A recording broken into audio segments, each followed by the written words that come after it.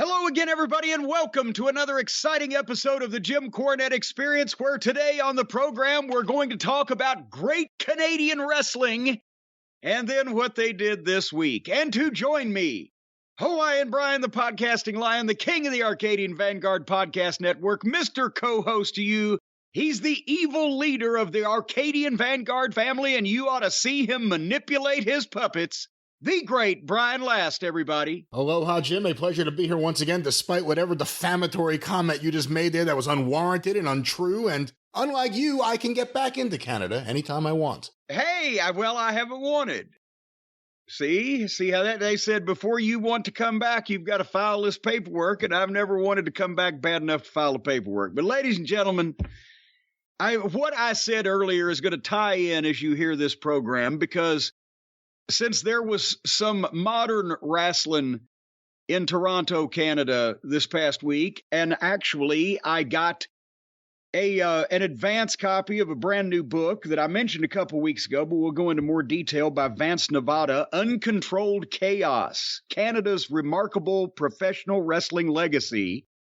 And I've been reading on that. I thought we would just tie some things together this week on the program. So we got the classic wrestling and we got the current wrestling. Which one do you think we're going to enjoy more? But we just did this. I mentioned. Oh, quit now. I'm not in the mood to be made mockery of. Mortimer. We just spoke just a few days ago, and I was mentioning right before we went on the air, I said, nothing's happened to me since last week. I've been signing figures. I'll have you know that the first, I've lost a little track, but I would say between 750 and 800 action figures ordered at jimcornette.com during Action Figure Armageddon on September 17th, and since then, have already been signed and packed and either delivered or sent or are ready to be handed to a feather bottom, whichever one sticks out, whatever hand they've got left. And I'm proud of myself, but that's almost all I've been doing since and watching the wrestling since I last talked to you, bro. What have you been doing? What are you up to these days? I'm up to like 5'11 and a half. Oh, God damn it. You know, that was funny. The first time I heard it, I kicked the slats out of my cradle, as Mama Cornette used to say. I even told old jokes when I was a kid. I don't know how I knew them. They must have come to, people called me on the telephone. Yeah, there's the comedy police right now. Yeah, hold on one second. Don't know, don't care. Thank you. All right. Simple enough. But anyway, I haven't given a weather update on Louisville, Kentucky here recently. Have I? So we were talking about that when it was so incredibly hot. But at some point, we were supposed to get a fall, right? Nice fall, cool, maybe brisk, but pleasant in the day and you know, coolish at night. Now, it hasn't rained in a month. And the dew point, remember we talked about how important the dew point is. The dew point yesterday was 23 degrees. The air is so dry you can shave your face with it. And it hasn't rained in a month. And the leaves are falling early. And now we're going to have our first freeze within the next 36 hours or so. And I was just in the backyard with the Monroes, getting them started on some things, and it's fucking nippy today as well. You don't know whether to turn your heat on at night or your air on during the day.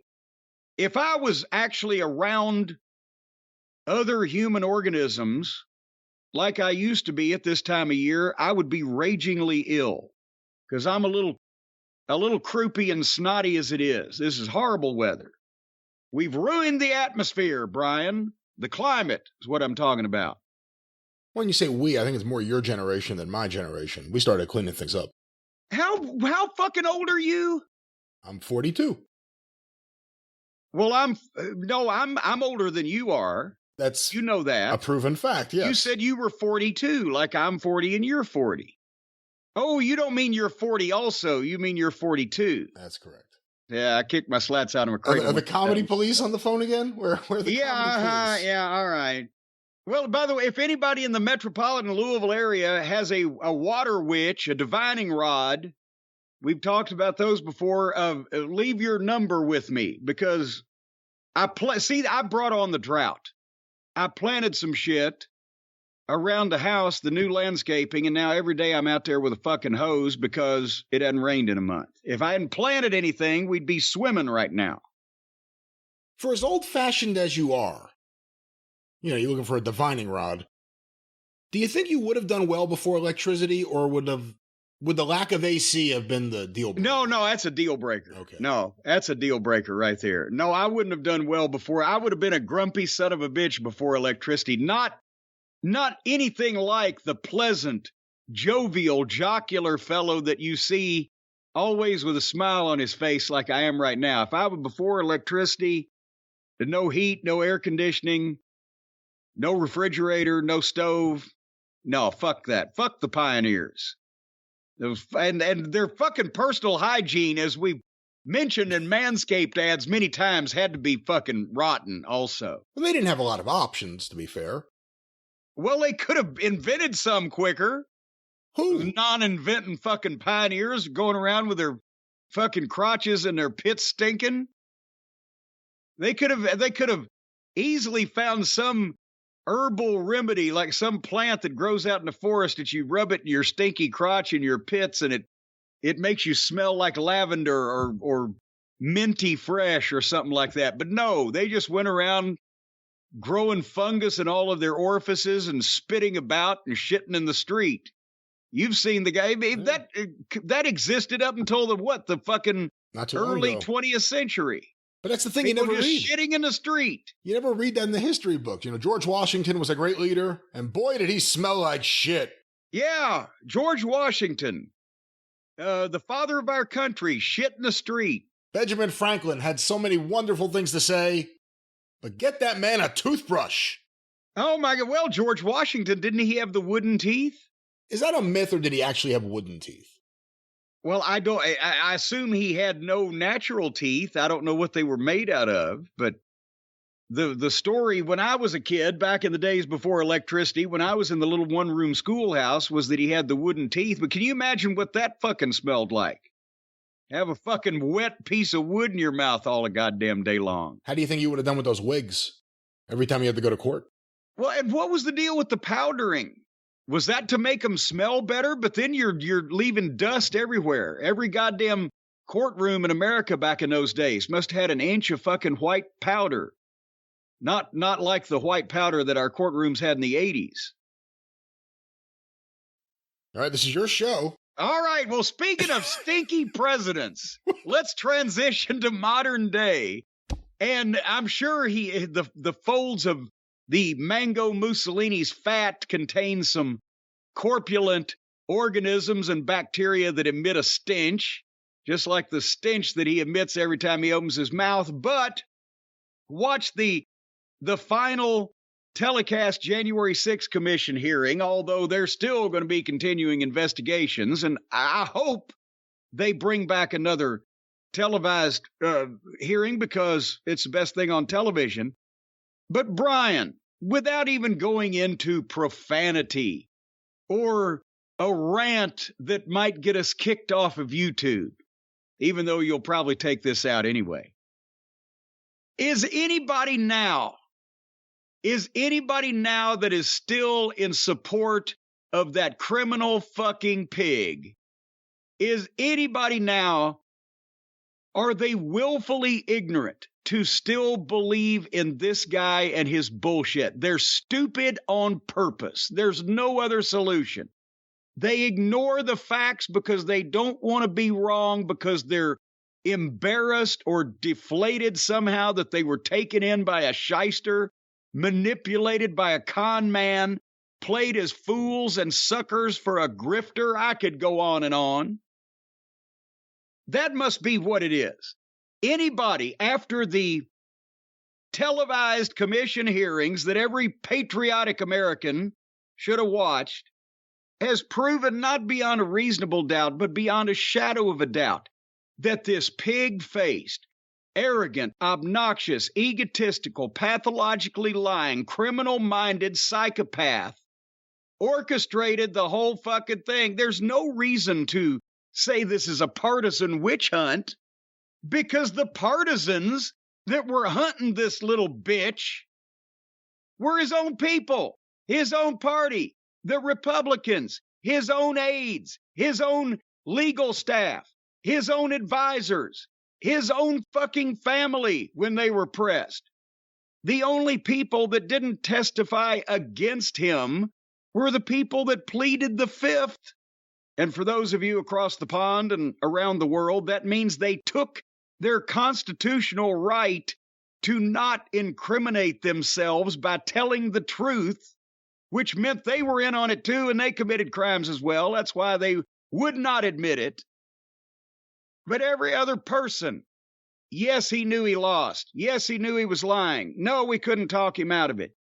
Yes, they've connected him with every group and member of the Proud Boys and the other militia dipshits that plotted the whole excursion on January 6th, and his reasons behind it, and that he wouldn't do anything about it because it was his plan all along.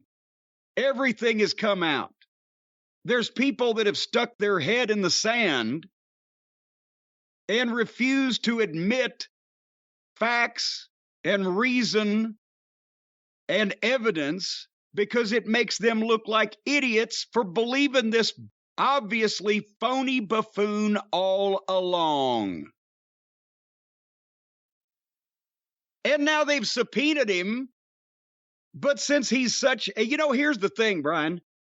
He wants to testify because he's such an obnoxious, egotistical, megalomaniacal fucking fool that he thinks that if he got out there, he could do a good job of saying, no, it was all everybody else. I did nothing. I wasn't even there. I wasn't even there. But that's why every attorney that he's ever had, I think including Giuliani at one point, before he got disbarred for lying, saying the election was stolen and presenting fruitless and meritless cases before courts, they shot him down every time. Do you disbar a lawyer? Yes, that's the correct term. But besides that, they've basically proven plot by plot all along, and every time that he's had any kind of legal advice before, they've said, don't testify, Donald Trump, because you'll lie under oath. You can't help yourself. That's all you do. And they'll catch you and it will be worse. So I know he'd love to get out there, but he's scared. He runs like a little bitch from people like Nancy Pelosi or Liz Cheney, or he's scared of the women. He don't like it because he can't figure out exactly how he can manipulate all that around them for whatever reason. So he'll never show up because he's a coward and he'd have to plead the fifth and he'd have to testify that he committed all kinds of criminal acts and that he's goddamn guilty of treason. But we know it anyway. And now that they've done this work and they are going to make referrals to the Department of Justice for criminal action, and that's all that anybody needs to do to make the world a better place, is zap this motherfucker for any criminal offense, but especially the Insurrection Act, which he is guilty of, and disqualify him from ever running for dog catcher again, so that the ignorant, stupid, the willfully ignorant, gullible, stupid, and or embarrassed segment of our society that still thinks there was nothing to see there and that this moron should be in charge of anything cannot do this again. And that they can't do it with somebody else because they're going to tighten up the regulations. I can't believe I have to say this, surrounding whether the president of the United States can take over the goddamn country or not next time. They left loopholes thinking that that would never be a thing that needed to be addressed until 40-some% of the country got mass stupid and put us all in the hands of this fucking criminal piece of shit. So anyway, it was a good day the other day. Indeed, it's your show. Well, we got... All right, let's get back to the wrestling. Explain this to me, Brian. Apparently, we talked about Gunther and Sheamus the other day on television, and it looked like that Gunther tapped out in his match. He was in the cloverleaf or whatever. Right. And he tapped out, but the referee was looking at it and then waved it off. Well, he tapped twice, I believe it was. Well, he tapped twice. He tapped. And I said, what the fuck? What was that supposed to be? Right? Because he obviously was tapping, but yet she said, no, it wasn't. And I didn't understand it. And you did not offer up any fucking instant explanation for that either when I was telling you I didn't understand it. So are you claiming now you understood it? No, I'd still say the same thing I thought there. He tapped twice, so I think that's why it wasn't officially a WWE tap. And it wasn't also like, oh my God, I'm in pain. It was kind of like, what the fuck?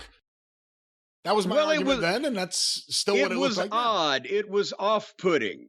And now we potentially have an explanation here, and actually it was explained in some unclear method on SmackDown this week. But this is an email from Joseph. Dear Jim, and parenthetically, and Brian, I suppose, Gunther on the last episode of SmackDown was using a trick from the world of Brazilian Jiu-Jitsu called the Brazilian tap. A double tap like that is not a valid tap out. One must tap at least 3 times.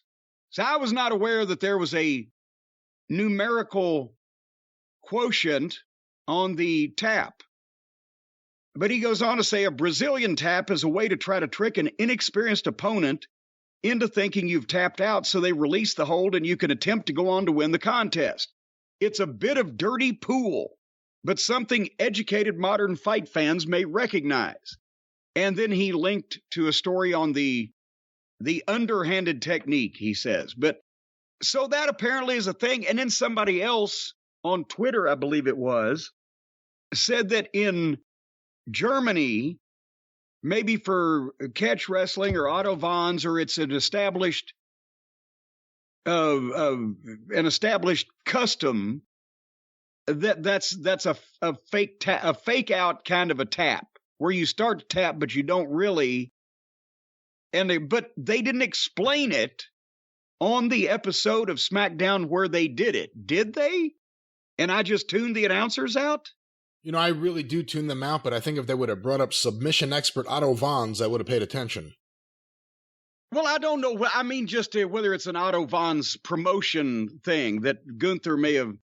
But the point is, apparently this is a thing. And then on SmackDown last night, as we're recording this, they referenced it from last week. And Michael Cole tried to explain it, but the way that he explained it, if you didn't know what I just said and read what you wouldn't know what he had just said. It didn't make any sense because apparently he's seen the same shit and people have explained it and he jotted down notes or somebody told him, well, here's what it was. But he didn't say it that way either, or in a manner in which anybody would have understood, but at least they're trying to explain it after the fact. But it was odd because if you and I did not know that little factoid, then I would think that the average guy from the gas station in fucking Hernando, Mississippi would probably have been confused, don't you think? Especially, again, with no explanation at all from any of the commentators. And or the one that we could understand a week later. Anyway, so that's that. I'll tell you what we can understand. This week on Tales from the Territories on Vice TV is going to be the AWA episode where you get from what I understand, a variety of viewpoints and retellings of the Mad Dog Vachon on the airplane story. And to this point, it's become like the modern era wrestling equivalent of the Zapruder film. Everybody contributed to it and analyzed it in some way or another, because if you listen to all the stories, somebody in the AWA gave Mad Dog Vachon a different kind of pharmaceutical or alcoholic cocktail before he got on that plane. And the result is, I don't know if they actually went up in the air to do the reenactment and Mad Dog was hanging out of a real airplane at 15,000 feet or whatever, but the real Mad Dog 50 years ago was. Anyway, that's Vice TV, Tuesday at 10 o'clock Eastern time on this week's Tales from the Territories. And Cult of Cornette members, stand by. I am coming up on camera in the next few weeks, but in the meantime, enjoy some of my classic photography they're using for B-roll. And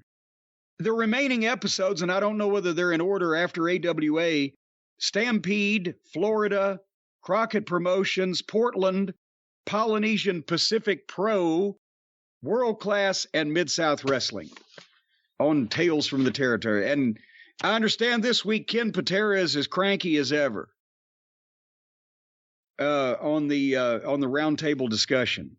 Hope they got that piss bucket ready. Hey, God damn it! Now that's so. Anyway, there's another great book on pro wrestling that's just been released, and it's a follow-up to a couple others he's done that we've talked about. Sean Delaney, who does the 400 Court Street podcast, and it's called 400 Court Street because that was the address, still is the address, of the venerable Evansville, Indiana Coliseum, where, that building, because of the age of it and the fact that it's still there, but Jerry Jarrett ran it for so many years in the 70s, 80s, 90s. Luth wrestled there as a rookie. Strangler Lewis was on the main event in that building, and it ended up that I get the most modern champion that would have worked there probably was Kurt Angle. Well, no, wait a minute. Kurt was in Memphis when they had already closed down. So The Rock, I bet, was there at some point. I don't know. We'll find out when Sean finishes his series, but he's done the history of wrestling in Evansville for 1959 and a volume for 1960. And the newest one, part one of the 60s, covers 1961 and 1962. And he's done this research through the newspaper files, which in the years that he's covered so far, Evansville had a local promoter named Leon Balkan. And he booked a different talent from the St. Louis office, the Indianapolis office for Barnett, and the Nashville office with Nick Goulas and Roy Welch. And, Goulas and Welch would end up taking over the whole thing through Jerry Jarrett years later, but they were minor players. The main talent in these years was from St. Louis and from Indianapolis, but they had their own local television show. So they used talent in different mixtures. It's fascinating. It was kind of a little territory within a territory, and with their own local TV, they made Rip Hawk one of the first, big local Evansville stars. Anyway, there's a factoid. I love that word. In this, and by the way, again, search him, Sean Delaney, the 400 Court Street podcast, history of pro wrestling in Evansville, all that good stuff. Rymore Press, Buy More Press. I'm sorry. Rymore Press. Well, I thought it was an R. I couldn't see exactly. Anyway, he's put this together from newspaper articles, which the local promoter used heavily in those days to publicize his cards. And he also draws comparisons to what else is going on in Evansville at the time, and the promotion's ups and downs with the Indiana Athletic Commission. That was a frequent thing in those days, the promotions and the athletic commissions. But as we've seen with Scott Teal's book recently on the Tennessee Athletic Commission, you get some great facts when the government was involved that have, hung around to this day. The promoters weren't real good public record keepers. So the Indiana State Athletic Commission in 1960, so that would be 62 years ago, took in $128,000 for that year in taxes on wrestling in the state of Indiana. And because it was a 10% cut in those days, that means that Jim Barnett and Johnny Doyle in Indianapolis and Leon Balkan in Evansville and whoever promoted wrestling in the state of Indiana for that year reported. Remember, we've talked about that. They reported to the government $1,280,000 in ticket sales. And in 2022, that's $12,035,000 and some change. That would mean that, that would mean that 1.2 million would have gone to the state. Go ahead. This is a weird question, but it's the kind of thing you may have thought about. Every promoter skimmed. Every promoter up until the 90s in Tennessee skimmed. Let me protect my friends. Every promoter up until the 90s in Tennessee skimmed, but all the promoters skimmed. Is there a general consensus of what the skim percentage was? No, it because you can't just make a rule of thumb on something like that. Right. But if it's opportunity and and means. When the athletic commission is there, and or you're in an arena that, especially now, remember this was the days before computerized ticketing. But the way that you did it in the old days is you would have a ticket manifest where you would, if you were the promoter, you would bring to the building, or they would already have the tickets, X number, like 400 ringside tickets, and 1,000 reserve tickets, and rolls of general admission tickets, or whatever the fuck. And the general admission tickets that were rolled, they had a starting number, 12067, whatever. And at the end of the roll was 13074. Yeah, okay. So you start out knowing how many tickets you've got, and then it was always a situation where some buildings wanted to have their own ticket sellers. In that case, the promoter put a person in the box office to keep an eye on them. Other times it was the Evansville Coliseum in the Jarrett days, they rented the building, and there was the old, whatever military group it was, the VFW or whatever, the old guys that ran the building and did the maintenance that hung around. But basically, Christine Jarrett was in the box office with Donna or whoever her driver was. They were selling the tickets themselves. And then whoever Christine nominated as ticket taker was at the door and would take the ticket from the person and tear it and hand them the stub back. And that's how you found your ringside seat or whatever. So and at that time, when I first started going, there was an Indiana Athletic Commission, but then later on they had dissolved it. So when the commissioner was there, he could eyeball and see what the crowd kind of looked like within 50 or 100 people if you were good enough. But that, I'm not accusing Christine Jarrett of, cheating the government or double dipping or whatever the case. But I'm saying in a situation like that, if the commissioner's there and they're not sitting there watching you sell every ticket and you're running the box office yourself, you can do it if you want to. And if they don't send a commissioner to Lagudi, Indiana or Valparaiso, and they didn't send anybody, and it was on the honor system, I know this happened in Kentucky often, then you just filled out a form. Here's how many tickets I sold. Here was the gross. Here's your check for the commission percentage, and they sent it in, and nobody was any the wiser.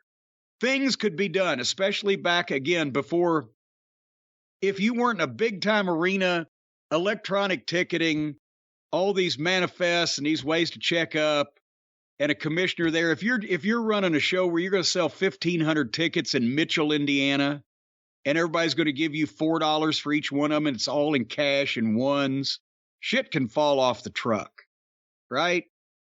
So the point is, there was ways around with means and opportunity in all of those days. That's why the boys always thought the promoters were fucking them on the house. They'd go out and they would look at the house. And of course, wanting it to be big, they would see if there was 3,000 people there, they'd see 3,500. And the promoter might come in and say, yeah, there was 2,400. And between the two of it, it's way off. And then you've got animosity. There was a story. Bobby Eaton told me this. I'm trying to think of the town. It doesn't matter. But the deal is, Nick Goulas, every time when his business got bad, and Bobby was there when Nick, 78, 79, 80, when he went out. And a thing that Nick would do going back to the old days, when business was bad in a town, or you were opening up a new town and just wanted to get people in the building and get an eye on your product. Back in those days, 60s, 70s, the regular tickets were $3, $4, and $5, right? If that, sometimes $3 and $3.50 and $4. So Nick would do dollar night, where all seats $1. He did it in Louisville when he was trying to fight Jarrett, and it didn't work. And he did it in other places, like I mentioned. So for several weeks, this town, it may have been Huntsville, whatever, but town's struggling. And one time the boys came in and said, well, Nick, it looked like it was up a little bit tonight. What are you talking about, boy? Well, it looked like there was a few more. Well, the building's too big. The building seats 3,000 people. And then the next week he did the dollar night and every seat was full. And Nick turned in $1,800. So you couldn't win. But anyway, so the point being, back to Indiana. Back home again in India. Indiana wants me. Lord, I can't go back there. So that means that in 2022 dollars, that was $12 million, the equivalent that they reported in income, and $1.2 million would have gone to the state on taxes for wrestling shows, because there was wrestling in every major town weekly or bi-weekly, and every little town on a somewhat regular basis. And at that point in 1960, there were no cities in Indiana with a population over 500,000. Indianapolis was at 476,000, and if you included the metropolitan area, it was still only 643,000. Evansville, that ran weekly shows, was the state's fourth largest metropolitan area with a population of 181,000. And they were doing those kind of ticket sales, and that's what was reported. And since Indiana was neither the best state for wrestling in the country, my God, like in Illinois or New York or California or, Florida or whatever, it wasn't Montana either. But if it just ranked in the middle, can you imagine if that was the median income, 25th in place for the United States of America, then can you imagine the gross in 1960? It's for 50 states. And we had just gotten to 50 at that point. So again, facts like this, I'm fascinated by, because it shows you how many people were buying tickets to see live professional wrestling, and then you multiply that how many times over with how many people were watching it on television. Because even in the Memphis days, when you had 300,000 viewers, you still only had 10,000 people at the Coliseum. That's 30 times the amount. So what the fuck? Anyway, that's why I love did you have any questions, Brian, on my tax dissertation? No, I love segments like this, and I'm looking forward to checking out this book. I will say I've heard a little bit about Evansville lately from wrestling fans for some reason. No one has a good thing to say about the town. Well, the Roca Bar Pizza. Roca Bar Pizza was the best thing about Evansville. It was a Wednesday night. The building in the 70s was old, and it was not a big drawing town, even, through the Jarrett days, because it was a Wednesday night town, and they had TV there, and they could run spot shows off of it, and they basically wanted to pay the boys on Wednesday night and gross enough money to pay for the expenses and have something left over, but there were never major events there, at least in the Jarrett years. But there's a place where there was major events. We got another book plug. I mentioned earlier Uncontrolled Chaos by Vance Nevada. And Vance has been a wrestler, writer about wrestler, gadabout, as our old friend Dennis Chestnut down in Barberville, Kentucky used to say, around wrestling for 30 years. And he has come out with this book that he just sent me a copy of, and I'm pretty sure it's out. I know it's out, as a matter of fact. I have the information. I got an advance copy. But the website is uncontrolledchaosbook.com. Now, you can get it through Amazon, et cetera, but obviously, we want to go straight to the author for our people, a more personal touch, and he gets to keep more of the money.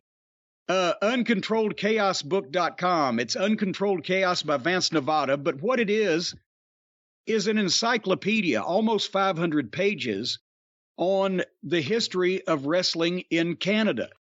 And he goes province by province, and, for example, Ontario and Quebec and et cetera, and it gives the history of each promotion since the early 1900s that has run the area, pictures, clippings, posters, bills, etc., from those eras, and talks about the top talent and the happenings, whatever. And obviously, it goes first the territory system through 89, and then he actually updates with more of the newer major independents. I'm pretty sure that there's probably been some outlaw mud shows up there that have run under the radar, but all the major independents that ran after the territories went away. And then there's a variety of lists in the back of champions and of top wrestlers and gates and crowds and different things. And so anyway, I haven't got it all the way through it yet because it's monstrous. It's huge even. But one of the lists in the back caught my eye, and it's, I don't know how many, but it's like the top, 50 or so crowds in Canadian history. And, here's the thing about this information. If I said to you, what is traditionally, historically, consistently over the last 100 years, the biggest city for wrestling in the United States, you'd say Chicago. That's pretty much a given, right? Say that again, for the last 50 years? For the last 100 years. Last 100 years? But really all of professional wrestling. In the United States, the most consistent city, the biggest city, no major lulls or problems or issues would be Chicago. Well, I mean, they had an amazing run, and the whole business was really based out of Chicago for a while, but for the same years, when you look at when Chicago kind of went down, although WWF did good in Chicago, New York did have a lull a couple times. Yeah, a big one for 10 years, 12 years. That's what I'm saying. Gotch and Hackenschmidt, for fuck's sake. Starting in the early 1900s, Chicago drew, 2 million something equivalent in today's money for Gotch and Hackenschmidt. It was huge in the 30s. They ran the business in the 50s, the International Amphitheater in the 60s and 70s. The WWF, that was one of their main markets. Chicago is the city in the United States. And of course, Paul Alperstein in the 90s. Can't forget that. Well, there you go. No, what? The only negative $50,000 gate in wrestling history. With the caveat that the Cubs suck and the Mets are the best, I agree with you about Chicago. Okay, but if I opened that up and I said, what's number 2? And instead of the United States, let's make it North America. Toronto. There you go. Toronto is obviously the number 2 city in North America for pro wrestling, and with its history, I mean, in the 40s when New York Madison Square Garden was dark, Toronto and St. Louis were Wild Bill Longson's best cities, drawing 10,000 people a show. Nanjo Singh, who was the top heel in Toronto in the 30s and 40s, was the inspiration for the ramp they used to have, and did until the end of the territory days, where guys would walk through ringside on an elevated 4-foot ramp because people would try to get that fucking Nanjo Singh. And then Longson used to hide under it became a thing for the top heel to hide under the ring in Toronto in Maple Leaf Gardens, and they got that ramp to try to get them above the people. But Toronto has been incredible for wrestling. So on this list of the top 20 crowds in the history of Canada, and there's only 2 cities involved, Montreal and Toronto, and they're actually pretty heavily toward Montreal on the top 20, although Toronto has the top several spots. Harley's having an allergy attack. Take a drink of water, baby. Clearly, she roots for Montreal. But anyway, I thought we would go through the list of the top 20 crowds in the history of Canada because, we've talked about how, oh, goddamn, people just say wrestling's bigger and better than ever. And boy, howdy, the big wrestling resurgence. Out of the top 20 crowds in the history of the country of Canada to attend professional wrestling, do you know how many are from the 2000 and teens? How many of the largest crowds in the history of Canadian wrestling are from the 2000s? How many of the top 20? How many are from the 2000 and teens? I'm just going to throw a wild guess out there. 2. None. Do you know how many are from the 2000s? 2. 1. That was close. Do you know how many are from the 1990s? Okay, now this is where it gets interesting because this is kind of the end of it, and I don't remember crowd sizes, but Jacques Rougeau had some big shows. You were a part of one show, but I don't remember the crowd on that show. I'm going to guess... Plus, the 90s, that counts WrestleMania 6. I'm going to go with 4. 5. Okay. Do you know how many from the 80s? Well, the 80s has the biggest one ever, which is 86. Hogan and Orndorff. Maple Leaf Gardens was running regularly, so it wouldn't have been any extraordinary crowd there. Montreal had some big shows. That was the end of Montreal as a big town. From the 80s, I'm going to go with 3. 4 of the top 20 crowds in history. The 1970s. Unless I'm wrong, I'm going to guess any crowds in the 70s that would have been record crowds would have come from Montreal. I'm going to go with 4. 2. Fuck. The 1960s. I'm not sure because I don't know if they ran any stadium shows ever anywhere. Well, they would have. Well, trying to also add up how many have we done so far. 2, 4, 8. 1. 2. Yeah. Okay, and we're going to do the last one here, and then we'll get into them. But to recap of the top 20 all-time biggest crowds in Canada, 1 was from the 2000s. None was from the 2000 teens. 1 was from the 2000s. 5 were from the 90s. 4 were from the 80s. 2 were from the 70s. 2 were from the 60s. How many from the 1950s? I was supposed to add these up and I didn't. How many? 6. Wow. More of the top 20 crowds in Canada from the 1950s than any other decade.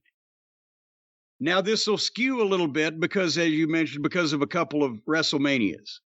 But let's go in ascending order. Number 20. August 24, 1996, Toronto. I was there. That was the exhibition stadium, right? It was just a house show, not a pay-per-view. But because Toronto was always good and always so hot, they'd either run the Sky Dome or they went outside. It was summertime. Main event, ladder match, Shawn Michaels and Goldust, 21,211 people. You know, I have to admit, I'm a little surprised by that. I don't remember hearing too much about that. I mean, I'm sure I did at the time, but it's not one of those shows that you still hear people talk about when Shawn Michaels drew 20+ thousand in Toronto. No, well, it was a house show. That's all it was. But Toronto was hot even before everything else was hot. Toronto stayed hot a lot. But it was, I wrestled Jose Lothario on that show. It was the weekend after SummerSlam with Michaels and Vader. And I remember I told you a story when I took the bump off the apron after Michaels nailed me. When I went to the floor, I over-rotated and the point of my left knee went straight into the ground. And I either popped a bursal sac or swelled it up or what. It was swollen up with a lot of fluid and a lot of blood in it. And I had that match. I knew we were going to draw 20,000 people. And the payoff was going to be decent. So we did TV on Monday and Tuesday. And then I had a couple of days off. I had driven because SummerSlam was in Cleveland. And the TVs were around there. And then I just took a couple of days off, sat in the hotel room, iced my knee, and went to the stadium show. Didn't show anybody or let them see me take my pants off because my whole leg was purple. So they wouldn't let me work. And me and Jose did like 3 or 4 minutes. And I got $3,000 Canadian, which was $2,200 or whatever in real money at that time, and would probably be, about $4,000 or more now. Anyway, but that was number 20. Number 19, August 15th, 1956 in Montreal for Eddie Quinn. Edward Carpentier and Killer Kowalski. I was going to say it has to be Kowalski. And that was a stadium show because they drew 21,454. Wait, that was 56? 1956. When did Carpentier really take off as a draw? Because 57 is when they give him the NWA title, and then they dispute it, but he ends up being a world champion going forward. When did he really establish himself as the draw? In Montreal? Well, hold on. I didn't know you were going to ask me a question, or I would have had this marked, but I'm sure that this book will tell us, but I'm going to say 54, 55. He jumped in and was hot quick. I'm trying to get to the table of contents so that I can find Quebec. Aha, Quebec. That's where I'd go right now if I had to go to Canada. I'd be in Montreal having a good time. Here we go, Eddie Quinn. And Eddie Quinn promoted from 1939 to 1963. Hold on. A lot of details. Kowalski's reputation was cemented during an October 15, 1952 showdown against Yukon Eric. That's where he knocked Eric's ear off with his knee drop. And we're getting to, By 1956, Quinn's territory was reportedly grossing $1.3 million per year. It was in 1956 and the Montreal territory. Canadian dollars. Canadian dollars, whatever that may have been. So we don't even know how to really figure that. But in Montreal, the action would often feature 2 or 3 outdoor cards each summer, commonly at Delormer. It's probably French, so I'm mangling it. Delormer Stadium. That it could accommodate bigger crowds than even the sold-out Montreal Forum. And Carpentier, I think 55, 56-ish is where I'm seeing all the big business. That was Carpentier. And then in 57, Eddie Quinn renounces the NWA and withdraws. So he got this guy that was hot and drawing all this money, and they tried to take him away, and he got pissed. And that all happened within a couple of years. 57 is also the riot in the Garden. He's in the middle of that. It says Carpentier attracted the eyes of the industry when he headlined 3 events drawing more than 20,000 fans in the summer of 1956. That's how you get over with the other promoters.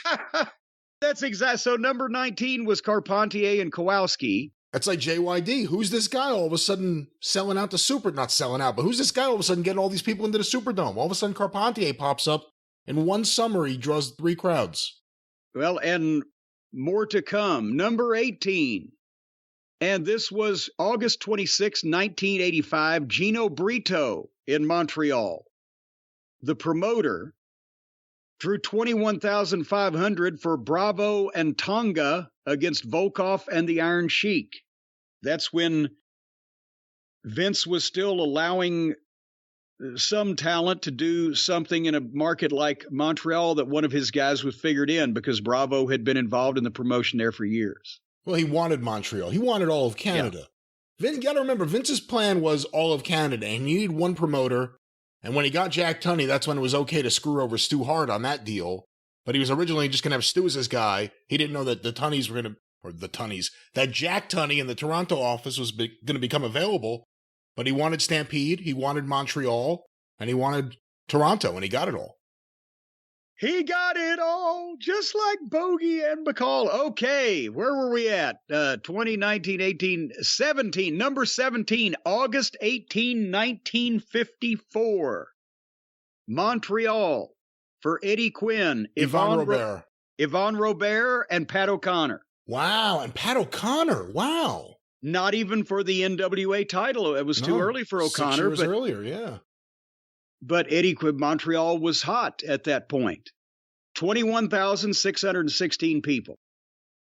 Wow. And then you go to number 16, also in Montreal, July 17, 1957, for Eddie Quinn, Killer Kowalski and Gene Kiniski, 21,851. And that, if I'm not mistaken, would have been for the Montreal version of the world title at that time, would it not?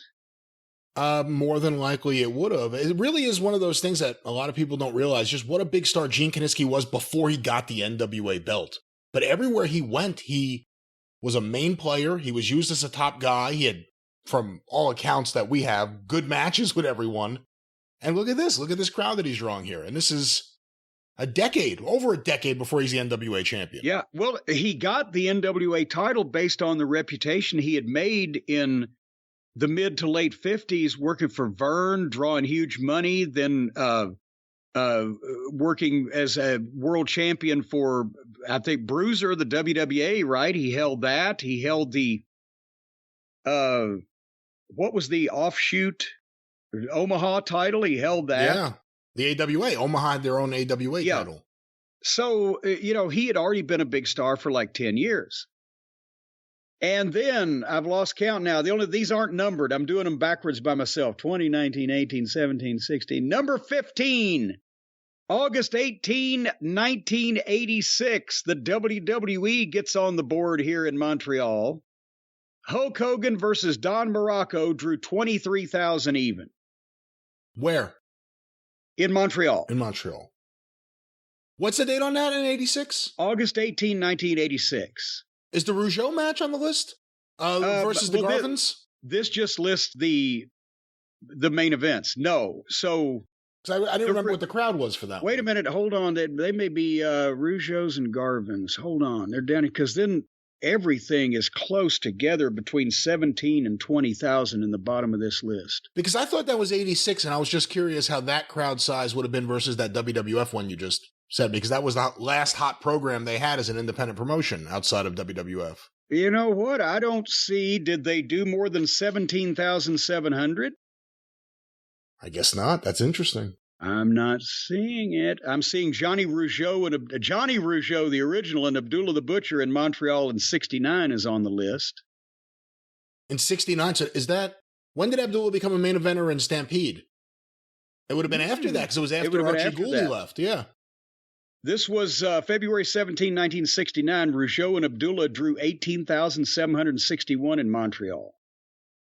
But nevertheless, now you've derailed me. I've lost track of where I was. Okay, Hogan and Morocco. Basically, that was a big WWE house show. It wasn't a major pay-per-view or big advertised event. It was just, again, business was hot.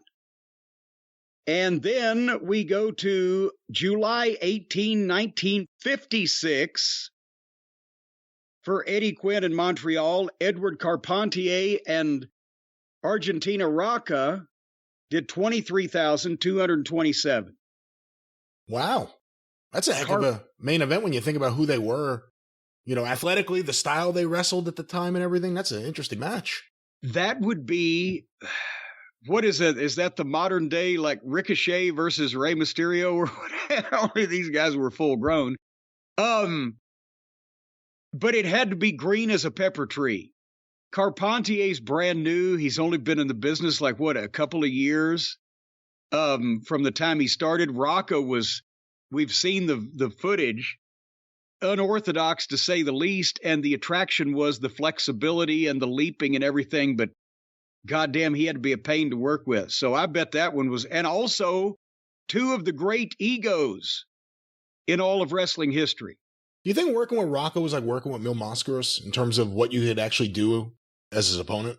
I've watched a lot of Mascaras in, 70s and 80s stuff, and he was a lot easier to work with.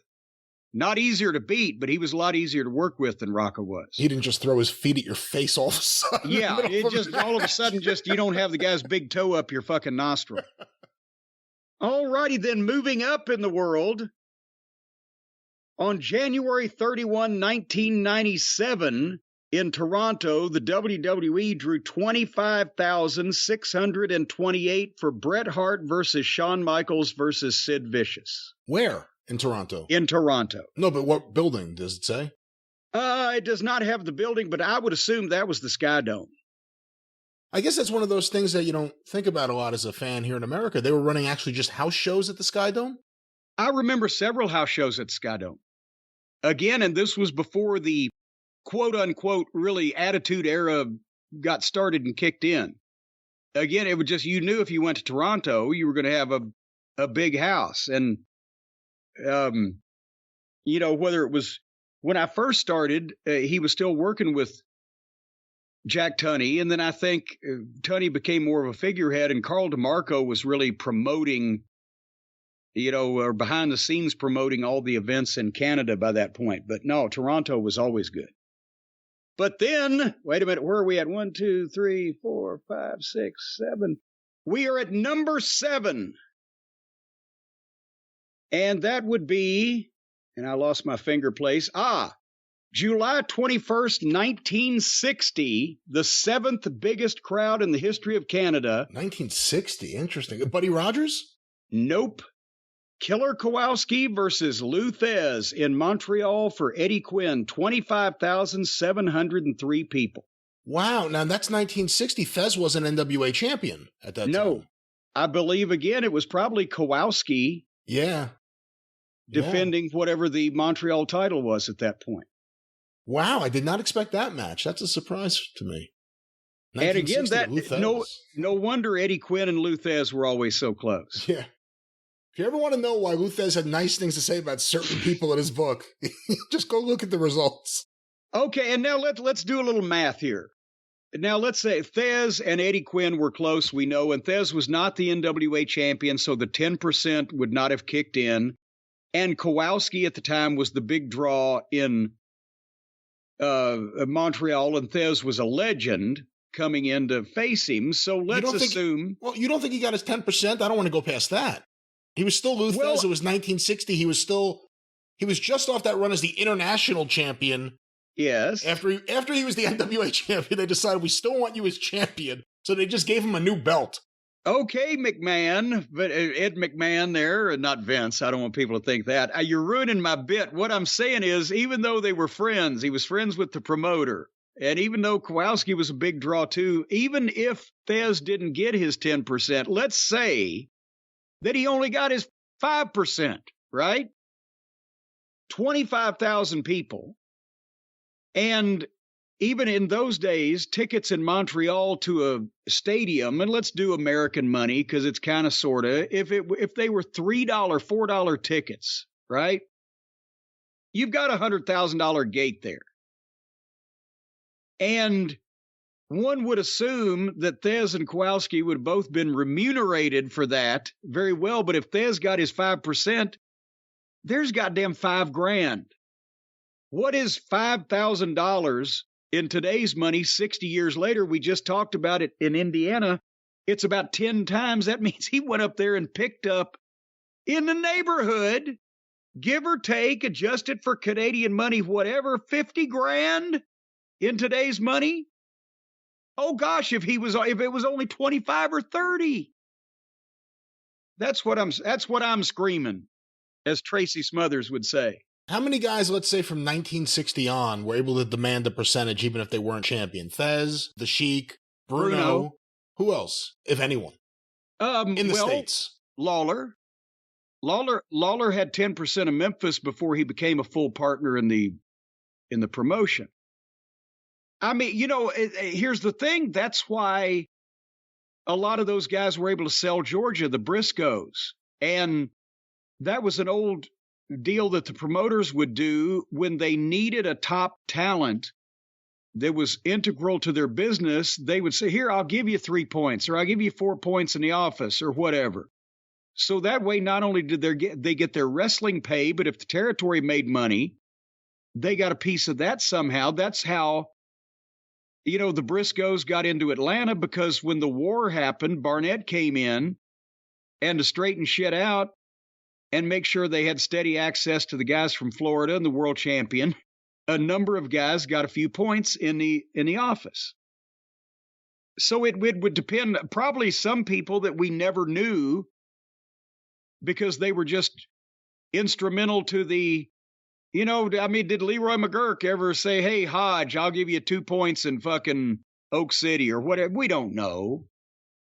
I mean, Ron Wright had a piece of the promotion in East Tennessee under the table for a while before he ran it himself, and then blah, blah, blah. But, I mean, big stars who would just command a percentage of the gate to show up. In the modern era, Rogers could do it. Gorgeous George did it at one point. Like we mentioned, the NWA champion, Thez, even when he wasn't the champion, the Sheik in some cases, Bruno to come back and work for Vince Sr. But that was a heavy deal. And that was, well, okay, let's go up one notch from Kowalski and Thez to 1, 2, 3, 4, number 6, July 17, 1972 in Montreal. During the war. Would you like to take a swing at who that main event was? 1972 Montreal. Again, this is during the promotional war. Before I answer that, can you just tell me this? Are there any other 1972 Montreal matches above this on the list? No. There is a 1973. Oh, I'm going to get this wrong. Andre versus Donnelly O'Jonathan. You are incorrect. What is it? That was at the Montreal Forum. This was the, if I'm not mistaken, the Jerry Park show in Montreal. The Sheik versus Jacques Rougeau. Jacques Rougeau Sr. Senior. Yeah. I will make sure. Well, he was the only one at the time. This was 50 years ago. Sheik and Jacques Rougeau were on the Rougeau side of the promotion, battling the Vachons and the other guys at Grand Prix. And the Sheik was working for them, and that was 26,237 people. And knowing the Sheik, again, it's a $100,000 house. It's Canadian money, but he's the king of Toronto. He's running fucking Detroit. Is he going to come up there for less than $5,000 and do a stadium show in the main event? He wasn't hurting for money at that point. He was that was at the time Detroit was grossing more than almost any promotion in the country because they were on that hot streak, and he was ruling Toronto. And by the way, down later on this list, down lower, because Toronto Maple Leaf Gardens could only seat 18,000 people, right? So in 1971 and 1972 and 1973, the Sheik has 7 matches in a row listed at just 18,000. Sheik and Tiger Jeet Singh, Sheik and Carlos Rocha, Sheik and Pampiro Firpo, Sheik and Andre the Giant. He literally sold out or came close to, as we've talked about, that 7-year win streak in Toronto, where he was selling 30,000 tickets a month in fucking Toronto. Anyway. There may be no one in wrestling history who drove more people into the gates and eventually drove them out of the gates. And eventually drove them back out. So, that was the Sheik and Jacques Rougeau on July 17, 1972. Would you care to take a guess what happened at the number 5 biggest crowd in Canadian history on July 14, 1973 in Montreal? 73 in Montreal. Is it Killer Kowalski? It certainly is. Killer Kowalski versus Andre the Giant. You are incorrect. Maurice Mad Dog Vachon. Shit, that's right. Fuck. Kowalski and Vachon, because Sheik and Rougeau had set the record in Montreal the July before, so the Grand Prix promotion came back the next summer and beat it. 29,127 people for Mad Dog Vachon and Killer Kowalski, July 14, 1973. That was the biggest crowd drawn in the early 70s promotional war. And shortly thereafter, obviously the book has been written. Bertrand Hebert and Pat LaPrade. And Pat LaPrade, thank you. I've slept since then. Wrote the book, but the two sides, through various situations, ended up mending fences and coming together, and it killed the fucking town. But nevertheless, so the next 4, the top 4 gates, as you would suspect, are all the modern day WWE, and we'll talk about those too.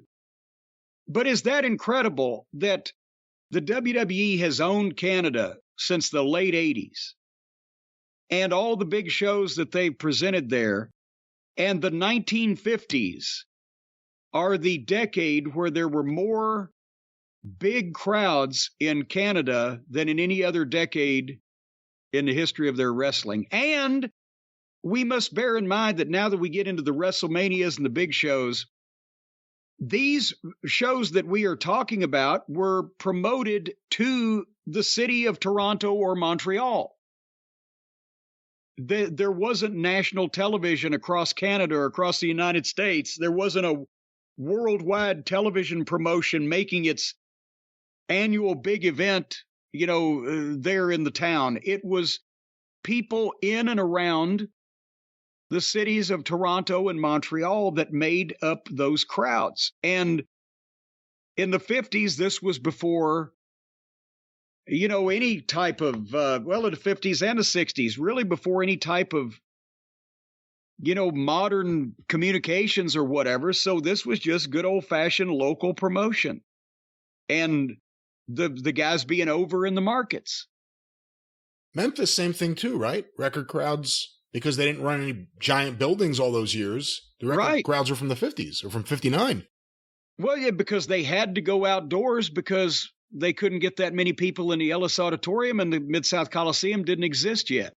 So they went for Sputnik Monroe and Billy Wicks. They went to a ballpark. But otherwise, because it was a weekly territory, they never did big shows because they wanted people to think every week is a big show.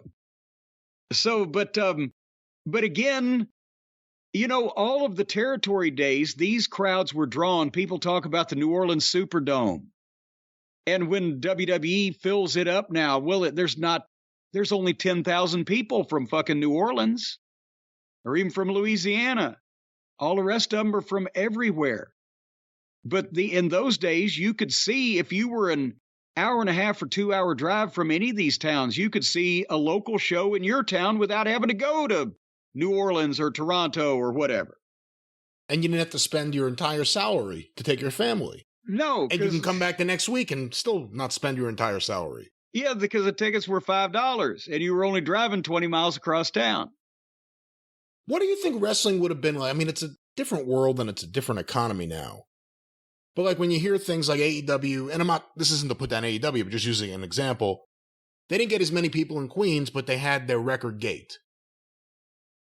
What do you think wrestling would have been like back then if there were higher ticket prices? Well, it wouldn't have, as I'm saying this, it wouldn't have worked. Because if it wouldn't have worked. You would have priced out your audience.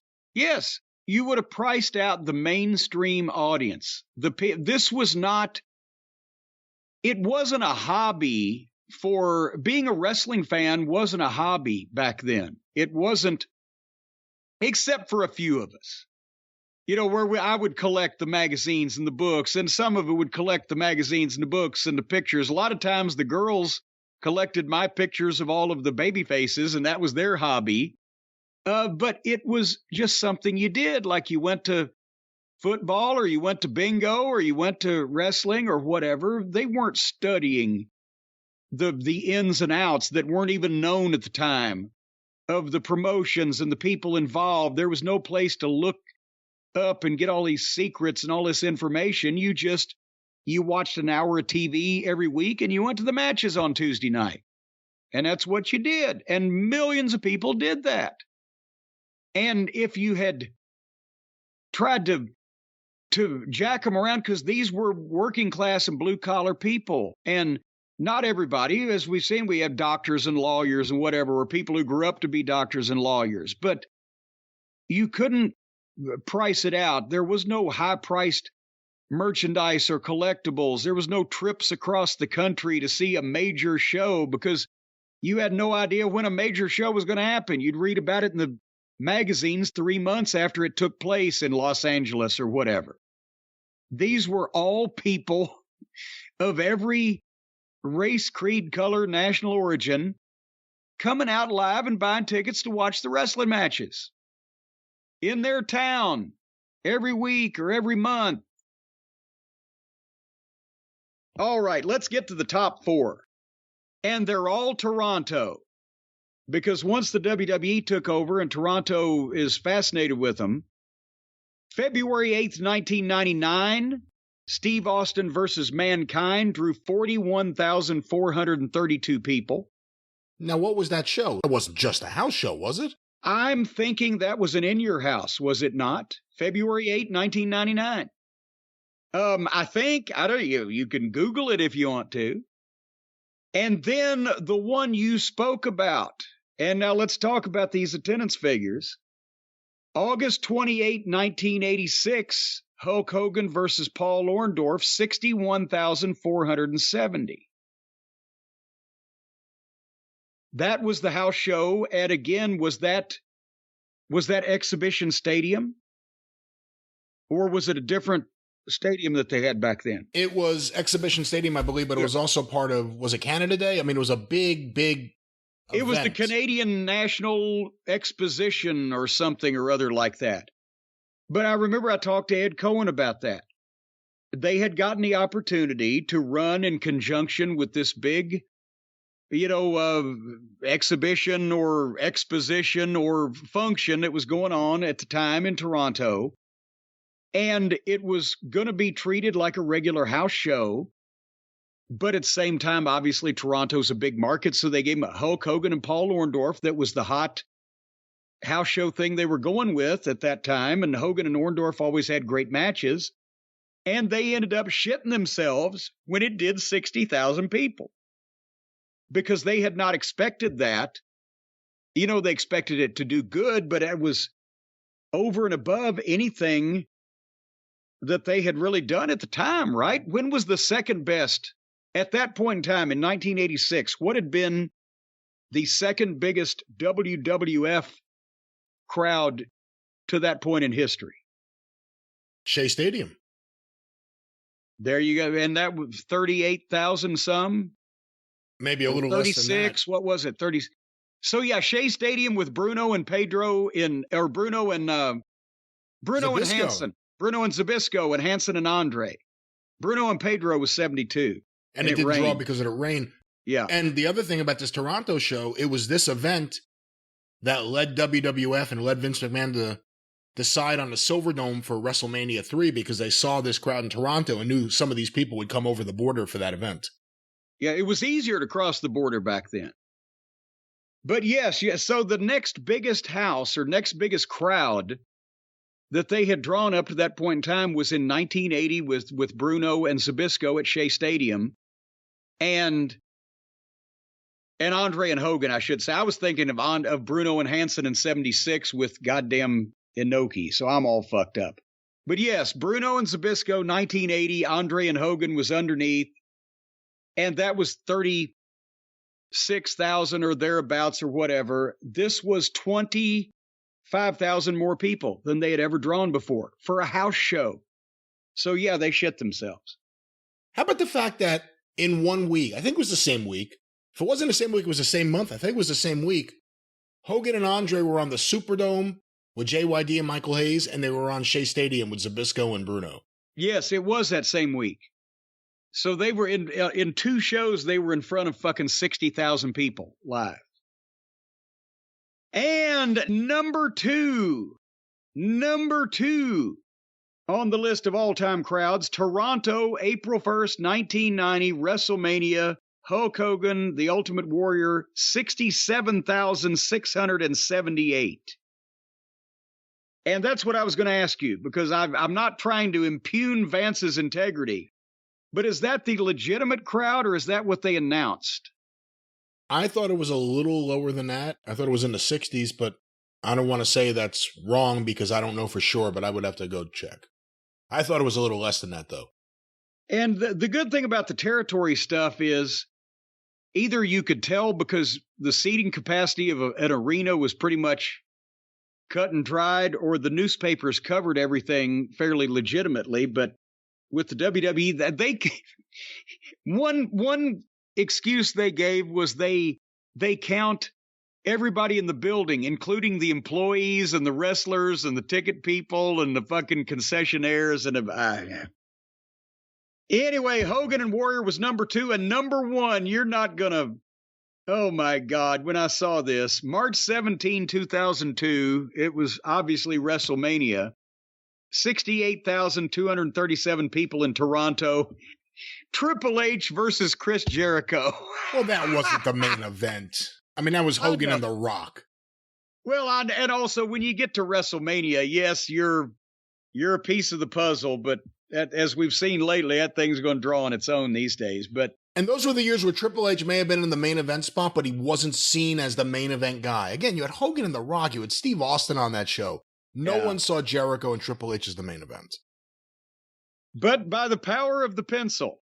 But there you have it. But I thought that's fascinating. 6 of the top 20 crowds in Canadian history in the 1950s, thanks to Eddie Quinn.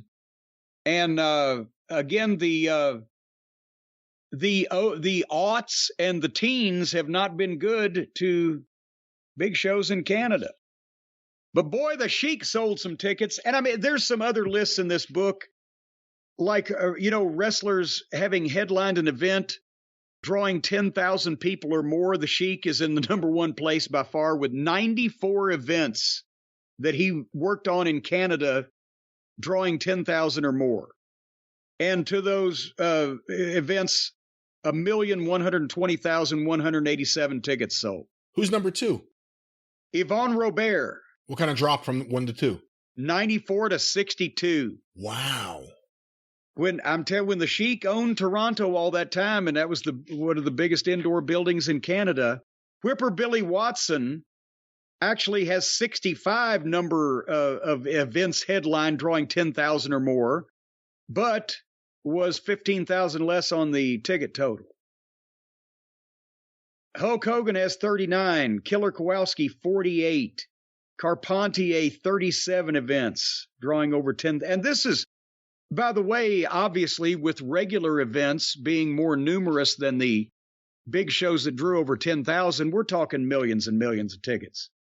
Steve Austin at 24, Yukon Eric 28, Don Leo Jonathan 24, Andre the Giant 22, Buddy Rogers 20, Luthez 20. Could they have taken better advantage of Bret Hart's fame before everything went south, obviously? Because obviously he's not really on this list. As a matter of fact, he drew 11 crowds of over 10,000 in Canada because It was he was on top at a period where they had cooled off, and right as they were starting to get hot again, and Canada was first, as we've illustrated, that's when he and Vince got on the outs.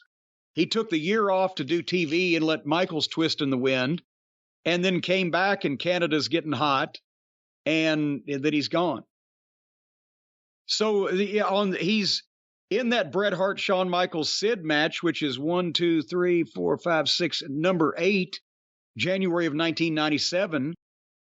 And by the time they came, so yeah, he would have been much bigger. Who do you think is the biggest star in Canadian wrestling history? Whipper Billy Watson or Yvonne Robert? Oh, I got to think. I'm going to say this. I'm going to make the French people mad. Watson translated better to American wrestling also because, he looked like a normal English fellow, right? Bill Potts. Whereas Yvonne Robert, French was his native language. He was primarily Montreal-centric, whereas Watson, I think his profile was larger across the whole country. And then Watson became a name in the United States, which made him a bigger name in Canada. And then, flirted with the NWA title. So I think it has to be Whipper Billy Watson, right? And maybe he had more longevity also, did he not? I believe so. I have Swami barking in the background, so. Okay. Anyway, Uncontrolled Chaos. Canada's remarkable professional wrestling legacy. Thank you, Vance, Nevada. I'll tell you, if it wasn't for historians like this, Brian, we would be in the dark. We wouldn't know what the fuck was going on. And that's why now it's so important. We've got to salvage this history now that the newspapers are online. Now that all this information, all this research is online, you can just tap into it with the touch of a fingertip on the keyboard, but you don't know what you're getting into these days when you get on the internet, right? It's a dark and disturbing place. Well, it can be, of course, unless you protect yourself. Well, you got to be protected. You don't raw dog a hooker behind a dumpster in an alley off of Broadway. No. Without being protected. And you don't go to that in the spot 20 seconds into the spot. I wasn't even in the spot. Raw dog a hooker? What? Jesus. Well, especially if she happens to be from Brazil, Colombia. What? Points south like that. You want to be protected. You want to be covered up. And, here's something else. I mentioned this the other day on your program. You don't want to take a shit without closing the door. You're exposing all of your private dangly bits to perusal and examination by others. And that's the same thing. You're exposing your dangly bits with that hooker in the alleyway over the dumpster off of Main Street. You don't want to expose your privates. Just lay them out there. Just have them out laying in the sun, ready for everybody to come and step on or kick or puncture or mistreat in whatever way. You don't want to do that, do you, Brian? You wouldn't lay down on Broadway naked with your legs spread out and your balls hanging over a manhole cover and just let people walk up and kick you in them, would you? Well, not since I was in my 20s, no, but apparently that is a big thing. A lot of people like to tan their testicles now. I don't know why, but... Well, but even if you tan in your backyard where you could let the polo ponies roam free, not in the middle of the street where people can look at them and inspect them and mistreat them. Well, that's the same thing you're doing, really virtually, when you're on the internet and you're not protected and you're not covered up and you don't have a raincoat over your fingertips so you don't get any on you. You don't want to get any of this stuff on you. But fortunately, ExpressVPN can prevent the 4 diseases of the apocalypse, the syphilis of the keyboard, the gonorrhea of the internet, the various STDs that you can get from getting on the internet unprotected, and all of it goes into your computer, and it'll drive your computer insane. The keyboard syphilis that's going around these days, eventually it's madness and death for your computer. You'll know If you take your computer's temperature regularly, you'll know by that. That's an early warning sign. But if your computer starts jumping up and down and running around the room and kicking things and screaming, that's a good indication that you have keyboard syphilis. So anyway, the friends at ExpressVPN, they can cover you up on all this stuff. No more communicable diseases and no more people staring at your private dangly bits. You know, your internet service providers, they are looking at your dangly bits. They know every single website you visit. And they can sell this information to the ad companies and the big tech giants who's going to use that data to target you. Have you heard about this? They're targeting you. And now you may be walking down the street on the way home from a Cub Scout meeting, and you'll never see it coming. Suddenly, a giant crowbar swings out from behind a tree, and your brains are grape jelly. What are you They're targeting you. What are you They're talking about? You. They're watching you. They're following you. They're targeting you. Who is? I just said the big ad companies and the tech giants. They're using your data to target you. There may be snipers in the trees. No. You never know. You can't go outside because you're being targeted. But ExpressVPN is going to put a stop to it. They're going to create a secure encrypted tunnel between your device. I guess that's what we're calling it these days, your device. Well, you know, the equipment. Yeah, wink, wink, nod, nod. But this tunnel goes from your equipment to the internet so that your online activity can't be seen by anybody. Your equipment will go straight through this encrypted tunnel right into the internet to the porn that you're watching, and nobody's going to be able to see what you're watching. And you can use, what? Am I telling a lie? Keep going. Keep going. You can use ExpressVPN. You okay over there? You can use ExpressVPN on all your devices. As I said, that's what we're calling them now. It works on everything. Phones, laptops, routers, even Diddlator Mach 3. The Diddlator Mach 3. It works on that too. So that way people won't be, you know, you can find those where you can wire them up to the end. You can buzz them from remotely and send people a greeting. Anyway. Raw dog. The best part is using ExpressVPN is as easy as closing the bathroom door or picking your balls up off Main Street, putting them back in your pants and walking on. That's easy to do also, but ExpressVPN, you just fire up the app, you click one button and you are protected. No more communicable diseases that you will contract from the internet service providers knowing everything about you and what you're doing and targeting you for persecution and expulsion and expatriation. Expulsion? Expatriation from what? They're going to kick you out of the country. They're targeting you. They're on your back. The advertisers? All of them. They want rid of your ass. Why would they want to get rid of? Because you know too much. All right. But you want to know how to get... Well, no one will accuse us of knowing too much, but we're talking about ExpressVPN. Yes, we are. And if you want to know how to get this stuff, if you're like me, folks, then we're sorry. We're very sorry. If you're like me and believe your online activity is your business and nobody else's business and a business you need to keep to yourself at all costs, secure yourself by visiting expressvpn.com/JCE today. That's an exclusive link. expressvpn.com/JCE. You'll get an extra 3 months of this fine protection free. Don't let your dangly bits get cut and fall off and roll down into a storm drain. That's expressvpn.com/JCE, 3 months free and peace of mind knowing that your device will be protected.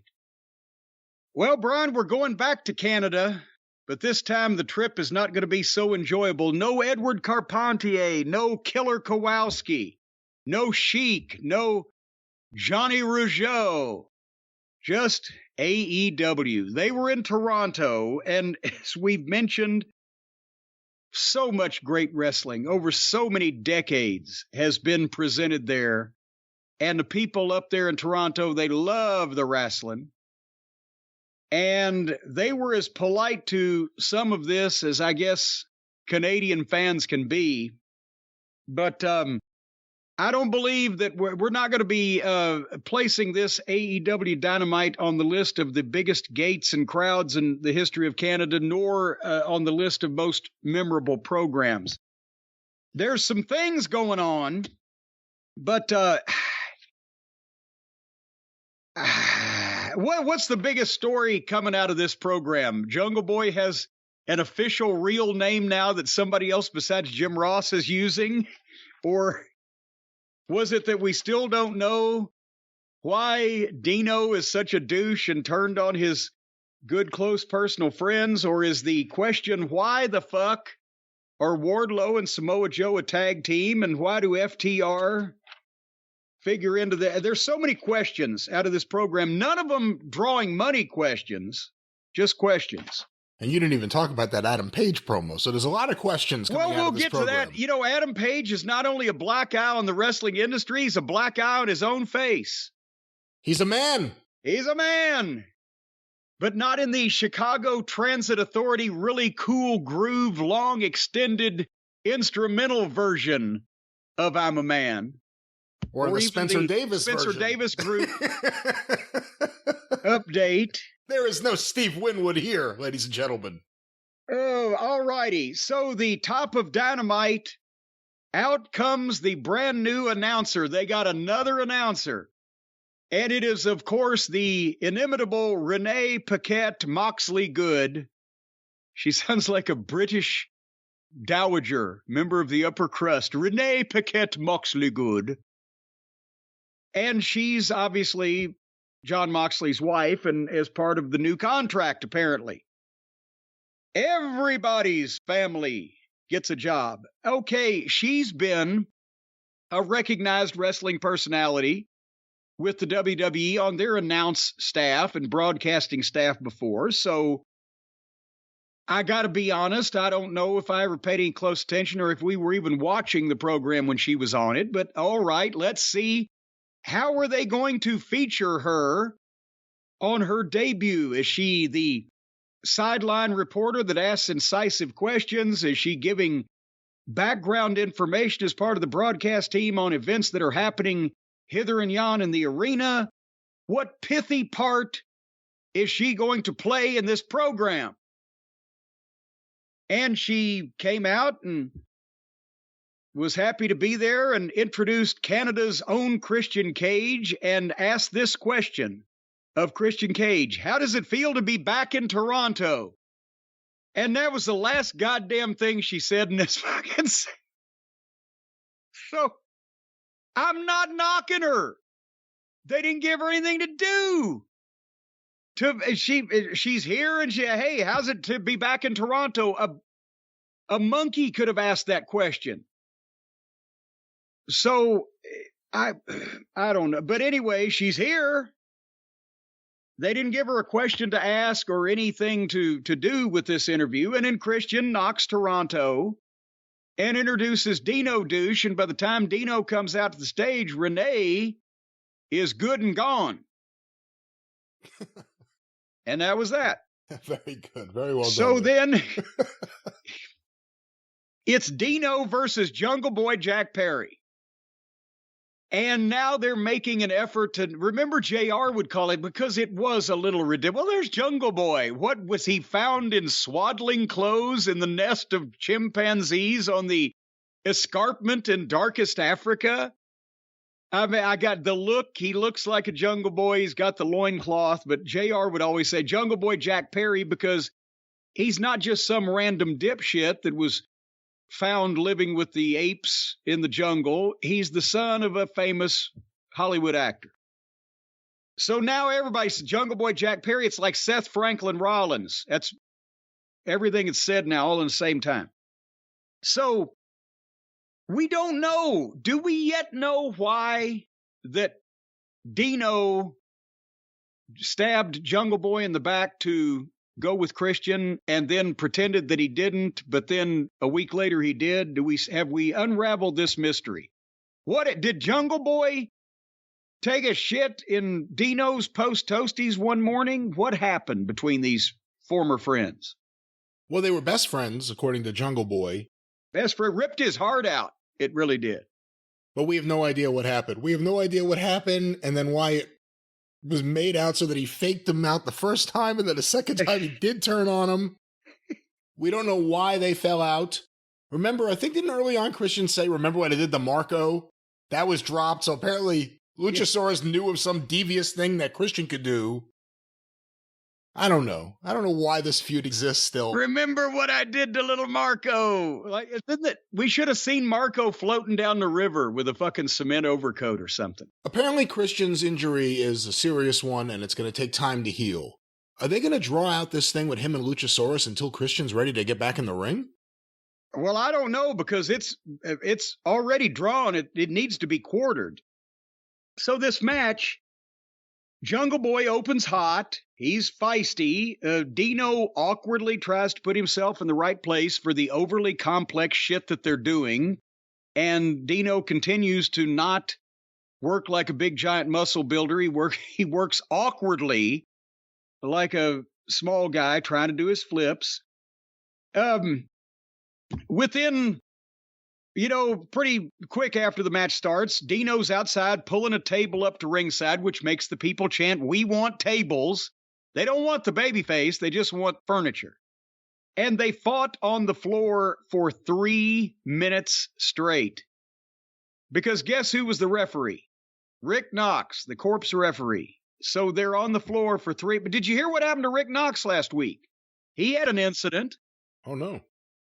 Yeah, he was out minding his own business. He was taking a walk. He walked past a cemetery. 2 guys ran after him with shovels.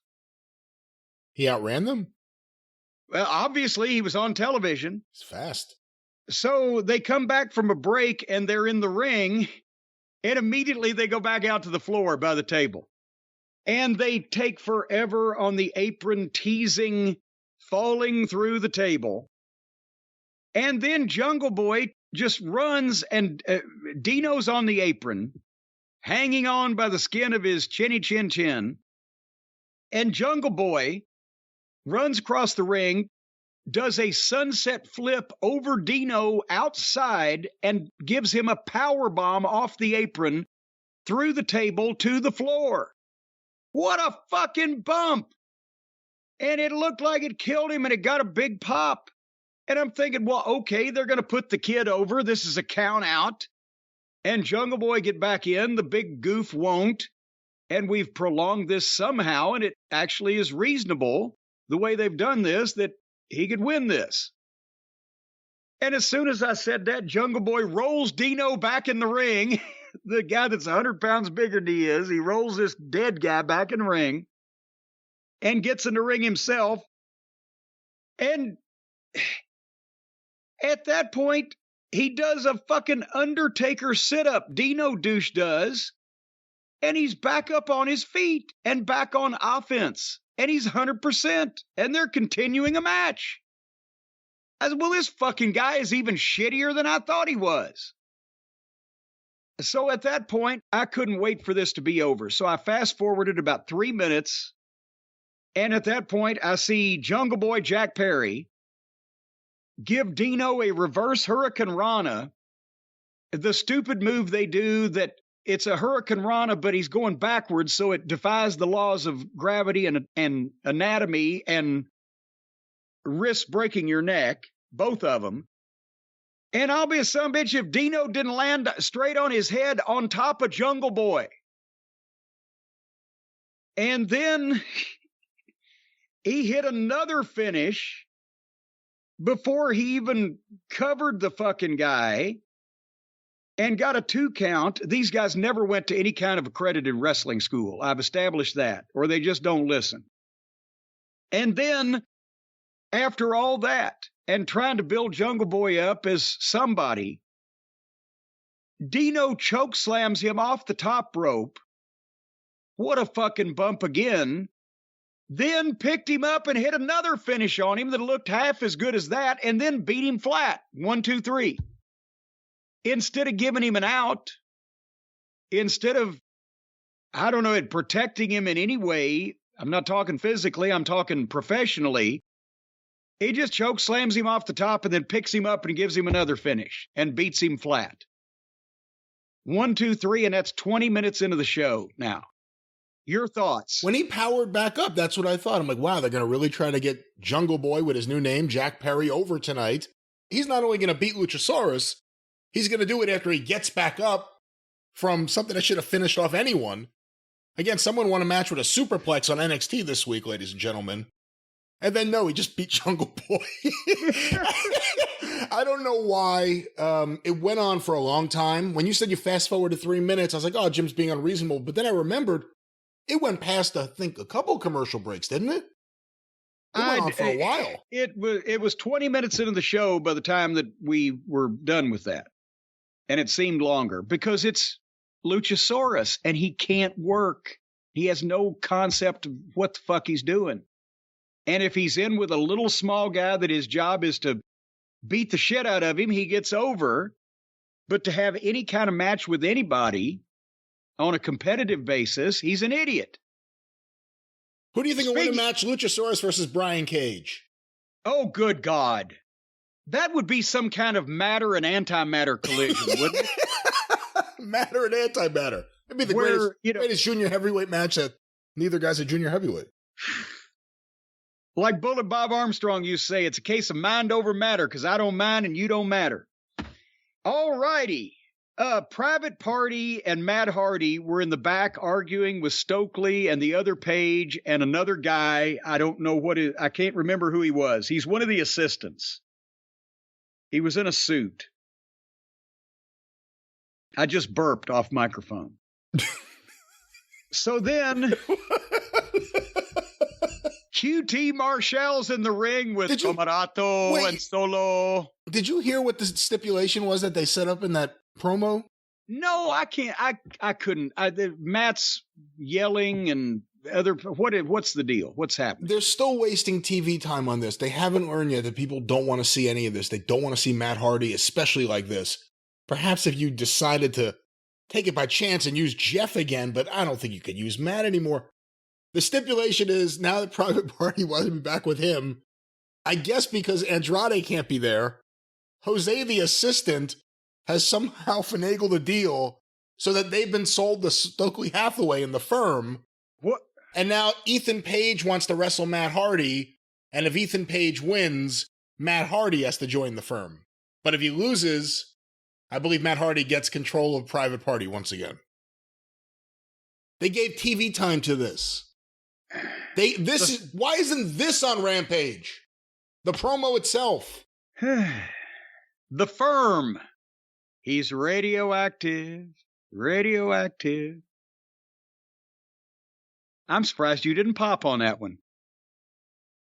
All right. So as I mentioned, QT and Camarato and Solo with Noah Go-Go. They're in the ring and QT's talking, and here comes Wardlow's entrance. Wardlow is the TNT champion.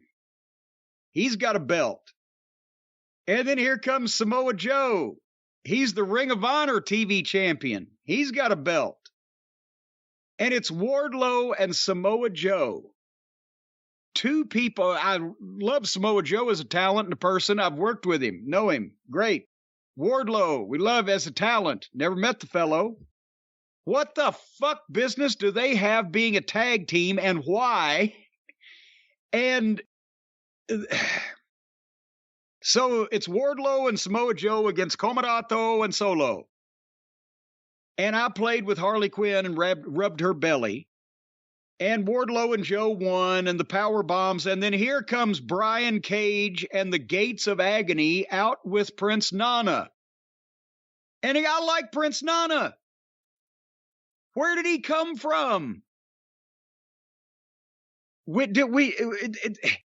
He's just suddenly everybody, okay, because on the show last week, or was it the pay-per-view week before, here come the Gates of Agony, the fat Samoan guys, and they're with Nana along with Cage, because Nana in Ring of Honor that doesn't exist, before their Ring of Honor pay-per-view, bought all of Tully Blanchard's guys that he managed because Tully quit and went home. And now they're on Dynamite. And did we miss an episode of Dynamite that told us who Prince Nana is? No, and like you said, a very nice guy. I always got along with him whenever I went to those Ring of Honor shows with you. However, there is an invasion, and then there's an infestation. And all of a sudden, this show's filled with way too much Ring of Honor shit. All over the place. Not even to disrespect what Ring of Honor is, but all of a sudden this show's like turned over to Ring of Honor for no good reason. And it's not just this segment. Because, it's not even Ring of Honor. It's that establish what you're doing. Don't assume everybody already knows. That was a memo we got from Bill Watts 40 years ago. Gentlemen, I know you are all superstars and everyone, in quotation marks, knows everything. But if you're in a stipulation match, explain it. If your promo is about someone, remember what you did in the town the last time and talk about it with this guy. Whatever. Make things make sense. People don't just appear and disappear and wander in and out. Infestation is appropriate not because any of the Ring of Honor guys are necessarily cockroaches, but because by the time you see one or two, there's a bunch more that are lurking right around the corner. You don't know are there until it's too late. And belts everywhere. Belts everywhere. In every match is a Ring of Honor champion all of a sudden.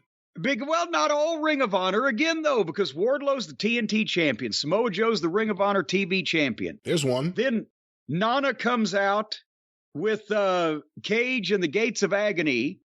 And Cage whines about FTR, which brings out FTR with the New Japan belts and the AAA belts and the Ring of Honor tag belts. And then the heels bail to the floor. The crowd obviously chants for FTR because they're the best and most popular tag team in the company, and they're being hidden and diminished. So this is where the people got to see FTR. They come out and say, well, there's three of you guys, but there's three of us too. So let's have a match on Friday on the show that nobody watches. And they bring out as their partner against these other three goofballs, Shawn Spears. We had forgotten. Where has he been? We don't know, and we didn't care. We just thought he was gone, and we weren't upset about that status and did not want him to change it. So now it's going to be FTR and Shawn Spears on Rampage against Brian Cage and the two fat Samoan guys. And then they hit Solo with their big rig, and the baby faces all posed, and they went to a backstage interview. What in the world is so? Just say something. Everyone has their bad ideas and they get on this show. This is one of Tony's. War Joe. First of all, the stupidest thing in wrestling is the combination of the two names. Remember there was Jericho? Yeah. And there's Swerve in Our Glory, which is the stupidest of all. And now there's this. No, this is the stupidest of all. War Joe. The fuck kind of name is that? Why are these guys in a tag team? Wardlow has been completely misused, so let's put him in a tag team and another guy we haven't done anything with, Samoa Joe. FTR are the most popular tag team in the company, have had the best tag team matches in this country, and in other countries, I guess, too now. So what do we do with them? Nothing. And whenever they show up on TV, they get a massive pop, and you can almost sense the disappointment from the fans when they realize nothing's going to happen right now. Nothing at all. They just came out, and now they're off the show. That's it. The booking of the show sucks. There's a lot of people being misused. And several of them were here. And again, there's too much Ring of Honor all over the show.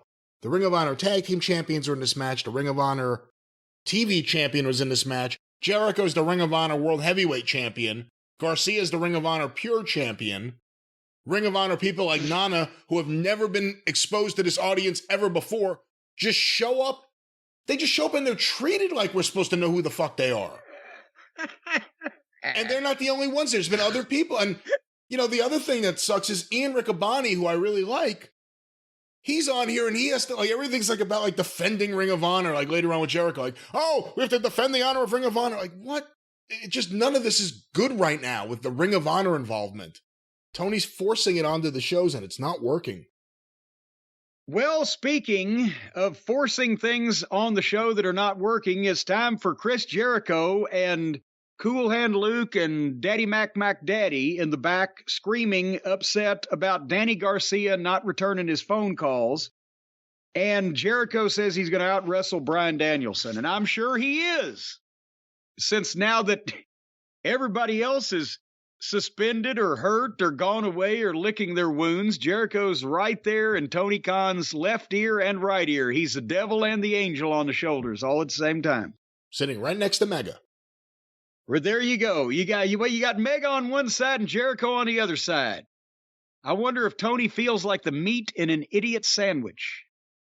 You know, I have to say, in the middle with you. Beyond Jericho being Jericho, and he's just atrocious, 2.0 have grown on me.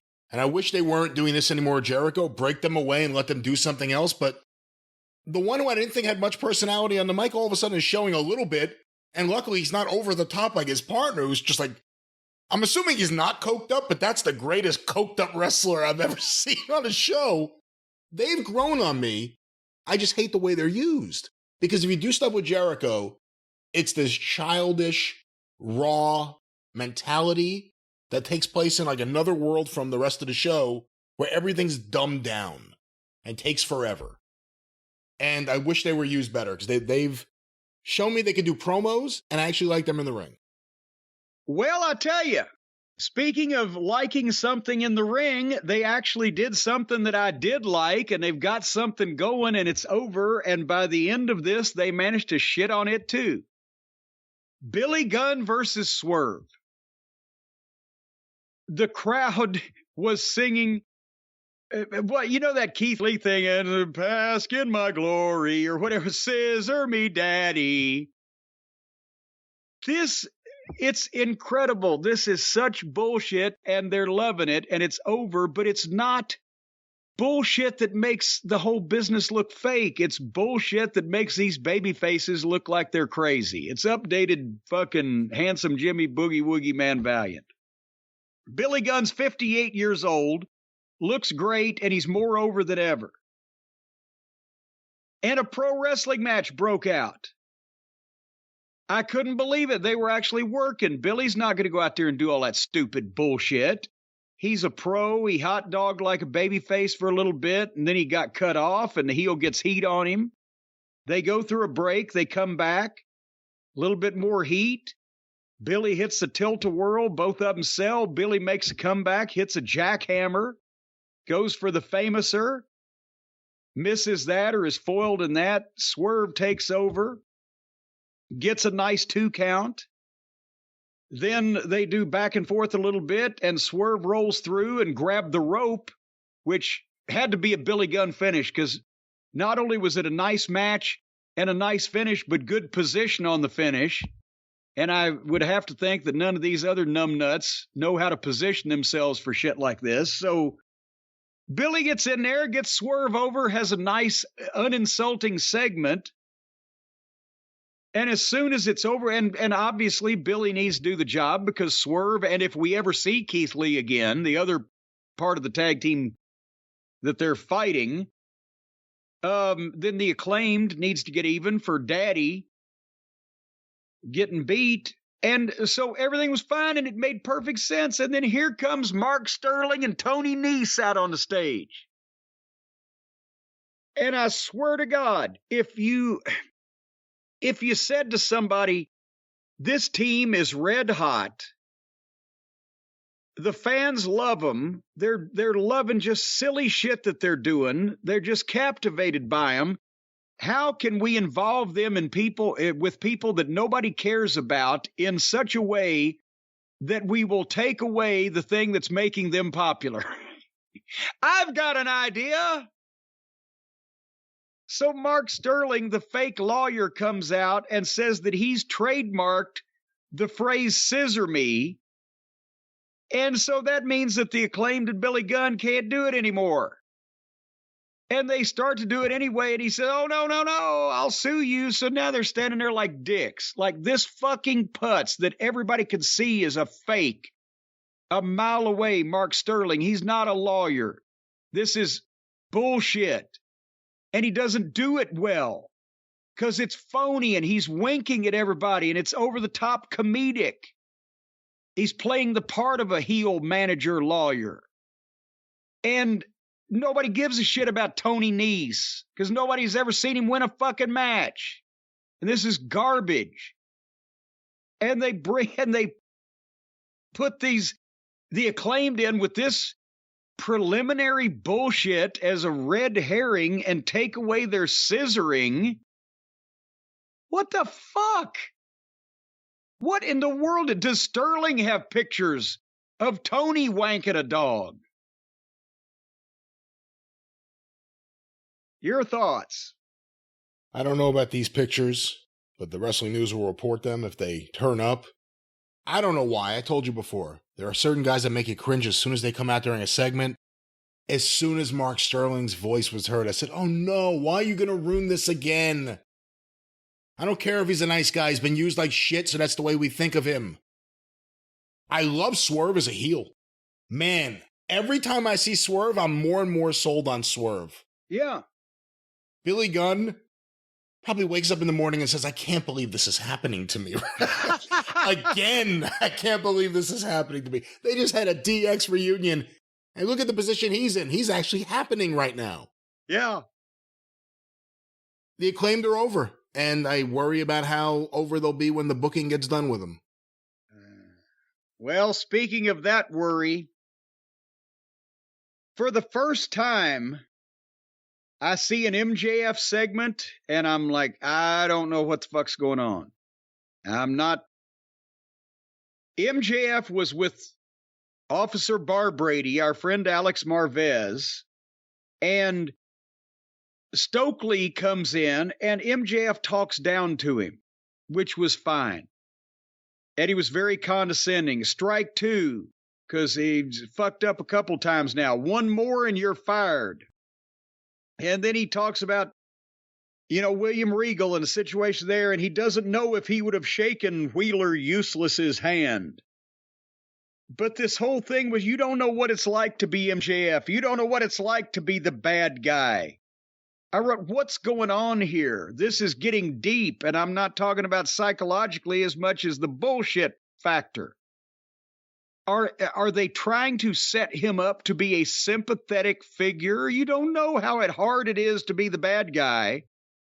Or is this something that he thought of saying and he did it on his own and it didn't necessarily land? Because the last thing that I can understand him whining about how hard it is to be him and his greatness. That's a heelish thing, but it sounded like he was trying to be taken somewhat seriously and or commiserated with over it by the manner in which he said it. Is your butthole quivering here, Brian?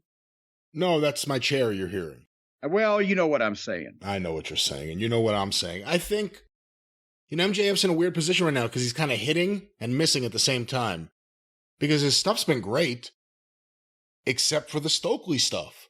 And it really hasn't been laid out properly. I mean, there were other members of this faction. They just randomly appear at random times on the shows. I don't know if they're all out there together other than a couple of promos they did. Either he's going babyface or they're pretending he's going to go babyface, and he's not. I mean, it's one of two things here, but... That's what I'm worried about. Firing the guy, you don't know what it's like to be me. There's more to this story. It sounds like they're dropping seeds to make him a babyface, which will pretty much destroy the whole goddamn aura of the thing. Part of the problem is there are people whispering to Tony that MJF should be a babyface, that he needs to be a babyface. Yeah, all the fucking top heels that can't compete with him. That's who thinks that. All righty, moving on. Tony Schiavone was in the ring, and here comes Plumber Moxley from the parking lot. And immediately Moxley takes the microphone, and Tony goes and stands in a corner like a child that's been chastened about his behavior. And if you'd see him in a camera shot when Moxley was talking, he wasn't even watching Moxley like 10 feet away from him, like, wow, this is a champion talking. He's just sitting there looking down, contemplating why he's been sent to the corner. And why are they going to have an interviewer in the ring if the guy just takes the microphone and just blows him off, doesn't even speak to him, and he just goes and stands in the fucking corner? Well, someone has to introduce him so he knows when to come through the crowd. He's waiting back there. If no one cues him, what's he going to do? I thought at first Moxley was wearing a kilt, but then I found that on closer inspection, it was his extra flannel shirt that was tied around his waist under his leather jacket. It's Toronto and it's October. And now he decides to take off one of these 15 layers of clothing that he wears and tie it around him. But again, you're standing in the back way. You're just pacing around waiting for some kind of sign that it's your time to walk through the crowd. Yeah. You start sweating. You take off your flannel shirt. You tie it around your waist so you don't lose it. Makes perfect sense. I would have taken off the leather jacket. It seems to be excessive for indoors, especially in the summertime. But nevertheless. You don't look as cool walking through a crowd in a flannel shirt. I got news for you. I got news for you. They could fucking freeze Plumber Moxley in a goddamn ice floe and he wouldn't look cool. But they're in the right country to do it. This was a good promo about how tough it is to be the world champion and what he's got to go through. It was a good promo. I'll give him that.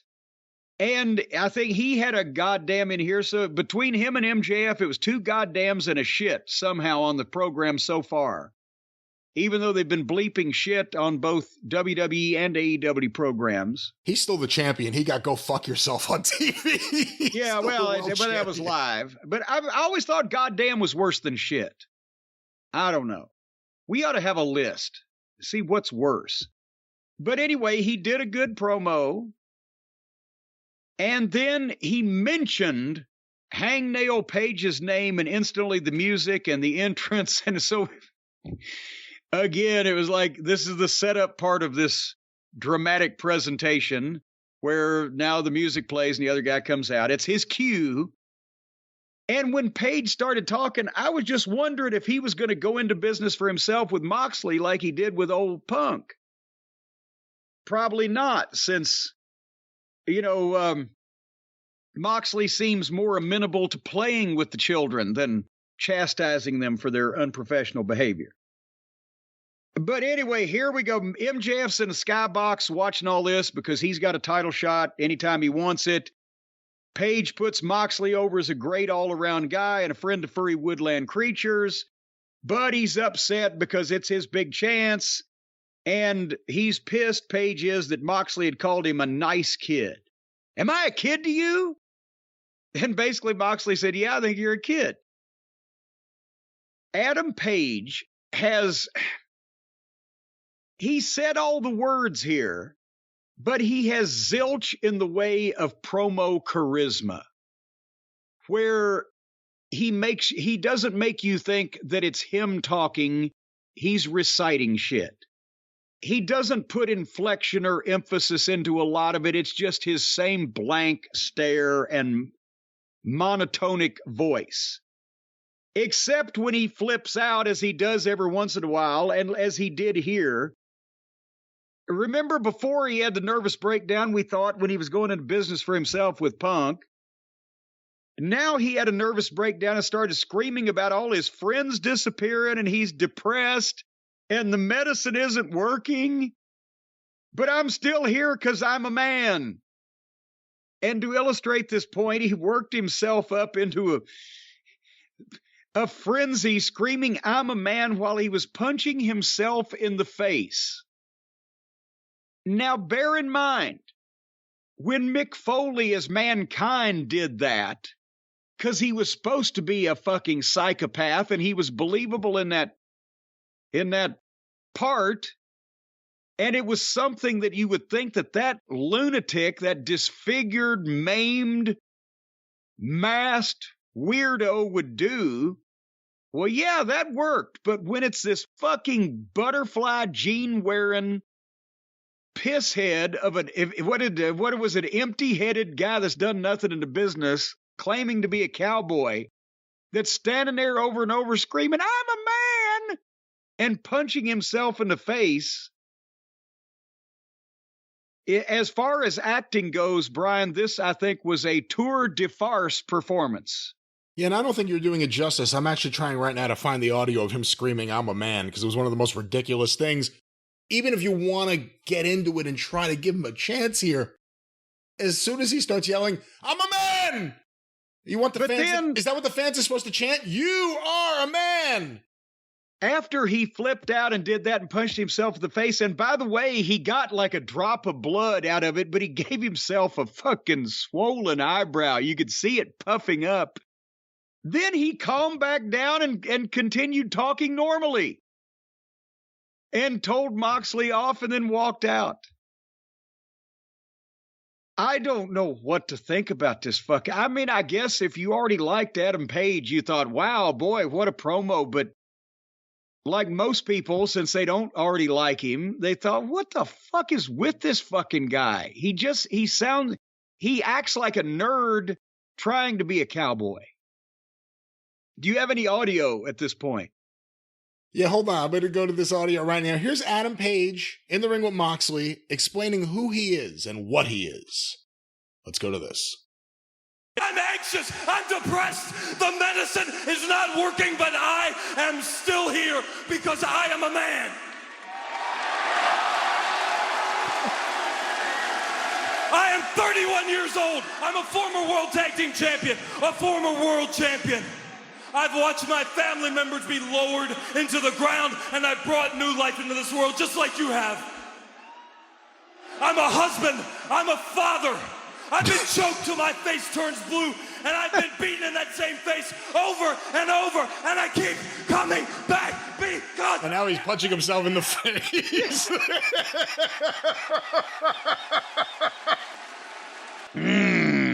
And the other problem, too, is all this is happening and the fans are popping for MJF. Sitting in the fucking skybox. MJF is in the spotlight up there in the skybox laughing at all this. Oh, my God, I'm a husband. I'm a father. I contribute to charity. We're seeing too much of that, too. How many guys... 2 guys this week, Bray Wyatt and him, do the promo now like, in the last couple years, I've buried people. It's happened to everyone. Malachi Black did it also in his thing. The last few years have been rough. We've put people in the ground. This is 3 different people in wrestling in the last 2 weeks that are talking about the same thing. Well, we'll hold it. We'll get to Bray Wyatt when we talk about SmackDown. But yeah, so Page basically is blah or a maniac, one or the other. There's no in between. And that was that. And then we come. Well, Moxley no-sold it too. That's important to say. Oh, Moxley's just standing there staring at him like he's goddamn lunatic. And that's the thing. If I'm Moxley, I'm going to go, besides drinking his bones and eating his blood or whatever, I'm going to go, geez, if the guy's willing to stand in front of me and beat his own self up so I don't have to, even better. Easier for me. Moxley's like, this guy's nuts. And by the time we have the match, his eye's going to be swollen up. Maybe he'll break his own leg next. Yeah, can you break your own leg for me? I'd like to grind it to make my bread. So... then the Ring of Honor title match that they've advertised, Chris Jericho, who's going to destroy the honor of Ring of Honor against Bryan Danielson. And they brought Ian Riccaboni in, as you said, and he should be in Sockface's spot as the lead AEW announcer. He's the best young wrestling announcer that I know of in the industry today. And does a great job and is very camera friendly, blah, blah, blah. But instead we got this fucking pretend phony wannabe ex-outlaw wrestler who still clings to his own delusional memories of the non-existent past triumphs he's had in the industry and presents himself on TV as a veteran wrestler. He at least says something. What does Shivani say? Why Shivani in the third seat? To do what? To do what? He says nothing. I'm not disagreeing and with you. You don't disagree with me. I'm not disagreeing with you. So, but anyway, Jericho and Danielson. These guys have worked umpteen times. Danielson's brilliant. Jericho was in Toronto, and I've got to give him this. He upped his current game. He worked hard on this. Even the Hurricane Run off the top rope, going to the break. The crowd, of course, was singing Judas a cappella, which is, again, the heels music, but still. So Jericho worked like he took 10 or 15 years off. It's Danielson. They had a good, logical back-and-forth match. The people were more into this than any WWE TV crowd is into the match, because even though AEW has the rottenest, most unprofessional matches, their crowd wants to go to see good wrestling matches. Whereas the WWE has the most professionally executed matches. They're not ridiculous or dangerous or nonsensical, phony in that respect. But their crowds are not there to see the wrestling matches. So, I don't know. Anyway, Danielson got the Boston Crab on Jericho. The fans loved it, chanted, "This is awesome." Danielson went for the elbows. Jericho fireman's carried him out, missed a lion salt. Danielson hits a knee. But again, he went for it, and then the third time, Jericho turned it into a code breaker, got a 2 count. I mean, they're not dogging it. They're working hard. And finally, Jericho shoves Danielson into the referee. And old Daddy Mac tosses one of the championship belts, however many they have, to Jericho. And he milks using it. And he was standing there while Danielson was standing up. Jericho looked frozen in cement. And I'm thinking, what the fuck? What is he waiting on? Why is he just going, get up, get up? Why do you have to wait for the guy to get up before you hit him and knock him back down again? And then I realized, because here comes Garcia, old Danny Garcia, running down to the ring with another belt. He's the Ring of Honor Pure Champion. And he's running down with his belt. But then he drops that belt to roll in the ring and pull Jericho's belt away from him. So that was what was going on. Jericho was waiting for Danielson to stand up. Danielson didn't want to stand up until he saw Garcia coming, because then if he stood up, Jericho would have to hit him, and he wasn't supposed to hit him. And apparently Garcia was a day late and $1 short getting down there. So finally, he runs down with a championship belt, drops that belt to roll in the ring and pull the belt that Jericho's got away from him. And then, as Jericho turns around, Danielson hits him with a big knee, boom. And then Garcia is holding that belt that he's just pulled away from Jericho, and he rushes over and wipes out Danielson with it. Ladies and gentlemen, Shit Stain is All Elite.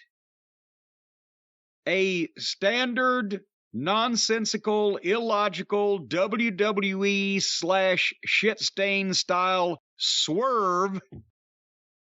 If Garcia was going to turn on fucking Danielson, then why did he run down and pull the belt away from Jericho, who was about to hit Danielson over the head? And then Jericho covered him 1, 2, 3. So now, Garcia, after weeks of back and forth about whether he was a wrestler or a sports entertainer, has turned heel and joined back with Jericho and the sports entertainers. And by Garcia turning heel and knocking the babyface out with a title belt and fucking him out of the Ring of Honor title, he got a huge babyface pop for doing that. So, what the fuck's going on here? It's terrible. I mean, it's terrible. Jericho is just taking over the show. It's total nonstop Jericho, as I said previously. But Jericho's going to do everything in his power to get Garcia to be his guy. Moxley's doing everything in his power to have Yuta as his guy. And these guys are being force-fed on the show. Garcia would have been a lot better before he started talking. And then every time he talked, it sounded like a child saying child shit. Because that's all of Jericho's programs.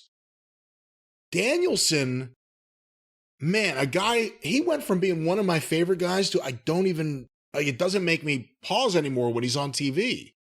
Remember when he was doing those great interviews, those live interviews in the ring where he was such a subtle, smarmy little heel and just brilliant? When's the last time we heard him talk? Did he go to AEW just to coast, or is it just he's a fantastic wrestler who does not want to... I was going to say does not want to speak up and say, I'm not going to do bad shit, but unless he doesn't think it's bad shit, but it's terrible the way he's been used. It's atrocious the way he's been used. Jericho's now beat him twice, I think. No, he beat him in the stadium match where he got concussed, and then he beat him here. Did he beat him a third time? I can't remember. All I can remember is fucking Killer Kowalski and Mad Dog Vachon in Montreal. If Danielson as a heel had continued to develop at the point where they just completely decided to make him a babyface with the Blackpool group, he should have been in the top heel spot where Jericho is right now. The show would be better right now if we had a heel Bryan Danielson with whatever world championship at this point. They've made titles meaningless. Everyone has a belt. Everyone has a belt. The people in the match have belts. The people running in have belts. Technically, the people ringside have belts on their laps. Everyone has belts. The people that need to run in and snatch belts away come down with belts they have to drop so they have hands free to grab more belts. But everyone's a champion. Everyone has a belt. They've made it meaningless. Again, Danielson could have been the top heel, or, as top a heel as anyone could be other than MJF. But instead, we got all this Jericho shit. And I'll give him credit. I think he's working as hard as he has in a very long time in the ring. Of course, it's so he can make sure that he books himself to beat everyone. Right. But he's looked the best he has physically in the ring in a very long time. Well, but that was not all of the program. Because the world title match, and everybody's smart, has a 60-minute time limit, so they put it on earlier in the program so that, people wouldn't be smart. Well, why does the world title match always end right on schedule? But now they had 30 minutes left in the show. And while that's a good idea to put the title match on early in case it would go longer, you got to have something else to put on afterwards. So they come back after Bryan Danielson versus Chris Jericho with Tony Storm and Hikaru Shida against Britt Baker and Jamie Hayter. And this was 100 miles an hour, back and forth, nonstop, making no sense whatsoever. Bunch of girls doing all the moves they've figured out how to do and been practicing to each other, one in turn, until finally Shida rolled up Britt Baker. And now you ask, what's their main event going to be? For the A&P title. A&P? Well, yeah. Remember, I've mentioned this. That's the original title of, if you ever went down to the A&P grocery store with Aunt Lola to pick up a few things, the A&P was the Atlantic and Pacific Tea Company. When they started the 1800s, and then they grew into the A&P grocery giant. So this is the A&P championship, the Atlantic and Pacific, because they can't keep track of which body of water these various people come from. Yeah, someone sent me an image the other day they said was from AEW. I don't know for sure, but it had like a Chinese flag. And they said, what part of the Atlantic is China from? Yeah. So it's the A&P title. And the A&P title was going to be defended by Pac against Pockets. And I can't tell you how many people on Twitter that when I got up the next day and I turned on the Twitter machine, says somebody checked on Cornette. Is Jim Cornette all right? They put a title, they put a championship on Pockets. Did anybody think that I would be mad that a pretend wrestler won a fake title in this company? I didn't watch this for another reason, because why would you? I'm only watching the serious shit. And even some of that, even though they may intend it to be serious, is not serious. But again, they did me a favor here. I got to skip 15 minutes of AEW, but wasn't the idea of the All-Atlantic title because Pac is from the United Kingdom and they wanted to give him something because he's supposed to be a serious top guy? We heard he was signed for a multi-year contract. He's been there, he's been gone, he's been back and forth. He looks like $1 million and can't put a match together to save his fucking life if you held a gun to his head and his family was being dangled over a cliff. Apparently, he still couldn't put a fucking match together. It makes sense, but he's still supposed to be one of the serious top guys, right? And Pockets beats him and wins the meaningless Atlantic title. And the only ocean or body of water that I know of that Pockets has any connection to would be the one that hopefully he's going to be drowned in someday. Oh, stop it. So we don't have to look at this anymore. But otherwise, what in the world sense did this make to take it was like when the WWF in, what was it, 97, they made the European title specifically for Davey Boy Smith, the British Bulldog, and to open up more markets in the UK and etc. And then Michaels fucked him around on that pay-per-view and wouldn't put him over like he was supposed to. And then it went downhill from there. It ended up D'Lo Brown was the European champion at one point. I love D'Lo.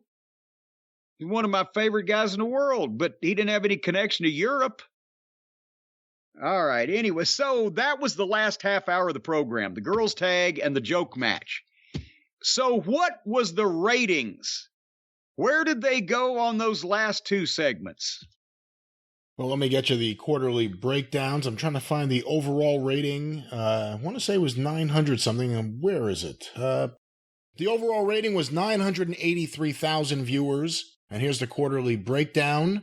Now, last week, they started at 1.2 million and ended up at a little under 900,000, right? Or was it last week was 1.1 and ended up at 800,000? They lost 300,000. Right. This so show, they started, where'd they start here and where'd they end up? Quarter one with the debut of Renee Paquette, Christian Cage's promo, and Jack Perry versus Luchasaurus, 1,069,000 viewers.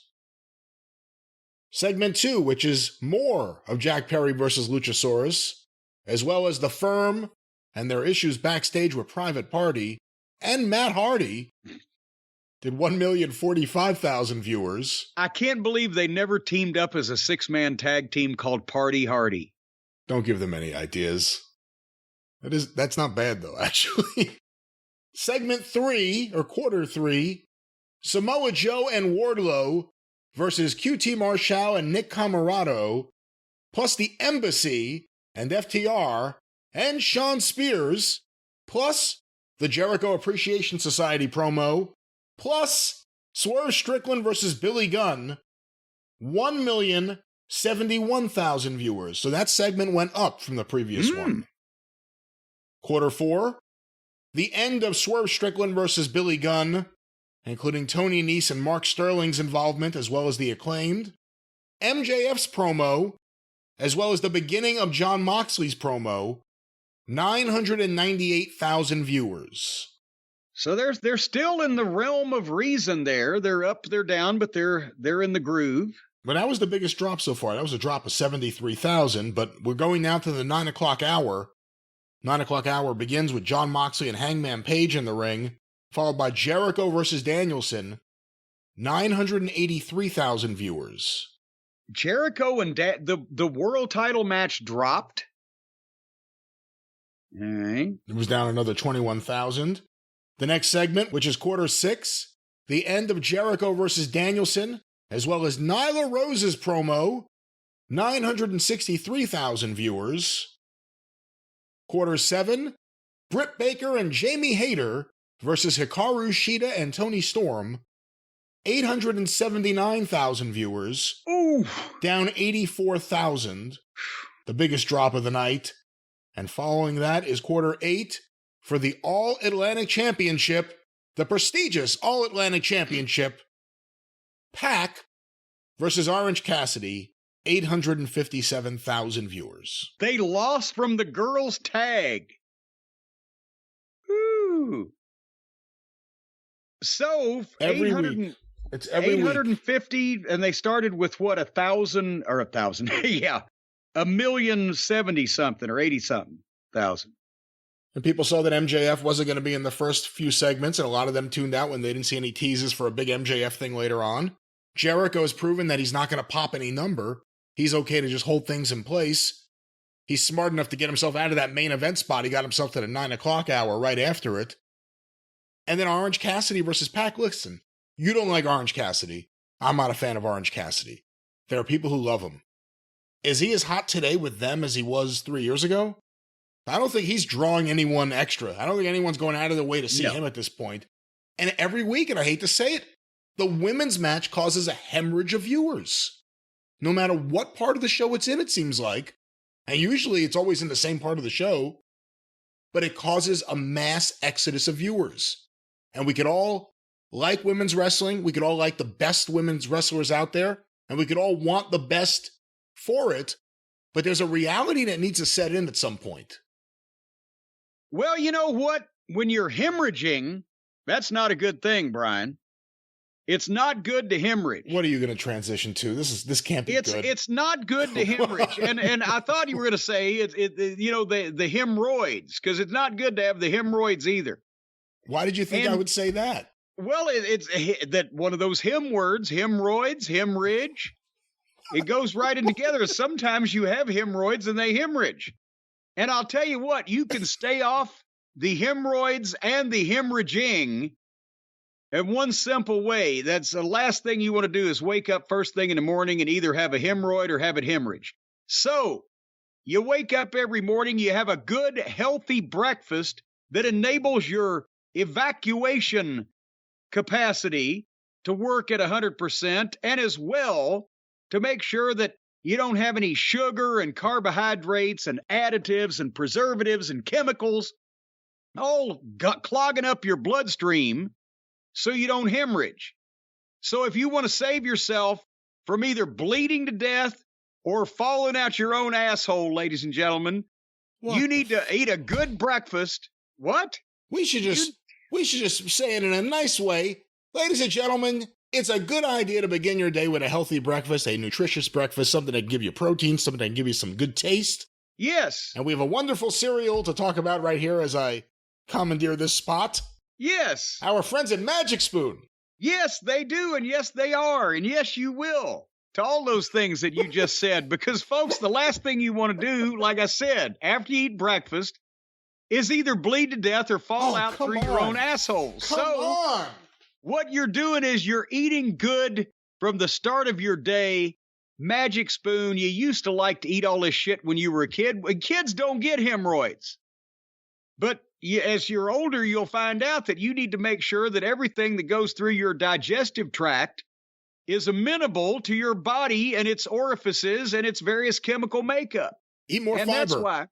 Yes, fiber, because that's what Magic Spoon will do for you. They put all the good stuff in, including taste, and taking out all the bad stuff. Each serving of Magic Spoon cereal contains 0 grams of sugar, 13 grams of protein, and less than 5 grams of net carbs. It's low-carb, keto-friendly, gluten-free, grain-free, and soy-free. And it's only 140 calories a serving. And boy, you got that fiber you mentioned too. That'll keep you shitting like a goose, ladies and gentlemen. It will just, I'm telling you, this Magic Spoon lubricates your inner digestive system where everything it'll slip out there like whale shit in an ice flow. And you've got options with over 8 unique flavors. Over 8. Let's see. 1, 2, 3, 4, 5, 6, 7, 8. There's 9. That's over 8. Cocoa, fruity, frosted, peanut butter, blueberry muffin, maple waffle, honey nut, cookies and cream, and cinnamon roll. And they all taste great like those classic cereals of old without all of the gunk in it. So whether you like the flavor or the texture, or whether you like the fact that every time you eat this, well, it's just like a an evacuation, a fire hose coming out of your anal orifice with all of the bad ingredients that have been stored up in your body for who knows how long. Do you know that sometimes bits of undigested beef can lodge themselves in your colonic tract and be there for years? Ladies and gentlemen, what he's trying to say is that different people find different things entertaining. But what you don't have to worry about, and I can't believe I'm going to have to say this, is any unusual defecation. It'll be normal defecation. It won't cause you to have any pain. Needless to say, there won't be fire coming out or anything else. Like a fire hose. It's you don't have to worry about this. You just have to worry about a nice breakfast. Isn't that right, Jim? That's right. Just don't bend over in the kitchen. You're liable to knock glasses off the kitchen table. No, you won't, unless there's an earthquake. Well, it'll sound like an earthquake when you let one of these fucking farts rip after a big old bowl of Magic Spoon, folks. It gets all of the bad stuff out of you. It gets the gases and the chemicals. It'll just be flushed from your system. Normal, healthy farts. Yes, that's what we're looking for. We're trying to get you away from where you are now, and that's with Magic Spoon. So go. All right. So go walk out the door. Just turn around now. You're not welcome anymore. Go to magicspoon.com/Jim and you can get a custom bundle of cereal and try the magic for yourself. You will think that David Copperfield has woven his magic wand over your anal orifice and blessed it. Stop it. What are you doing? Because you'll feel good. Does he have a magic wand?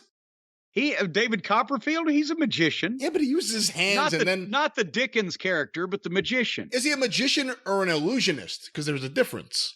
Well, sometimes he can be a pantomimist or a flautist.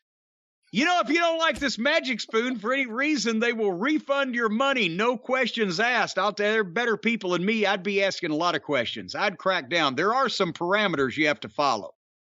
You have to submit a financial statement proving that you need the money. Nope. That doesn't have to happen. And also send in your last 3 months bank records and your last 2 years income tax returns. But keep that to yourself. Once they evaluate your financial profile, they won't be doing that. They won't. So remember, magicspoon.com/Jim. Use the code Jim to save $5 off at checkout for the custom bundle of any of these wonderful flavors. And it even makes the bathroom smell good afterwards. Every time you take a poop in the morning, your whole bathroom will smell like cookies and cream, cinnamon roll, or maple waffle. We cannot promise that, and Magic Spoon doesn't promise that. And if you have midnight snacks, your whole bedroom will smell like Honey Nut. magicspoon.com/Jim. Use the code Jim to save $5. Thank you, Magic Spoon, for the time you've spent with us. It was a good run. What emissions or evacuations are you performing over there at the Wrestling News /Arcadian Vanguard /605 headquarters this week? Well, of course, we're covering all the news on the Wrestling News every day. Free Wrestling Daily Newscast every morning. Go to thewrestlingnews.com or look for Arcadian Vanguard's The Wrestling News wherever you find your favorite podcast. Hey, did you fall asleep in the middle of Raw? Or perhaps you fell asleep in the middle of Dynamite. Did you forget Rampage existed? Did you hear someone die and you don't know who? You want to know the ratings? You want to hear all of this with no spin?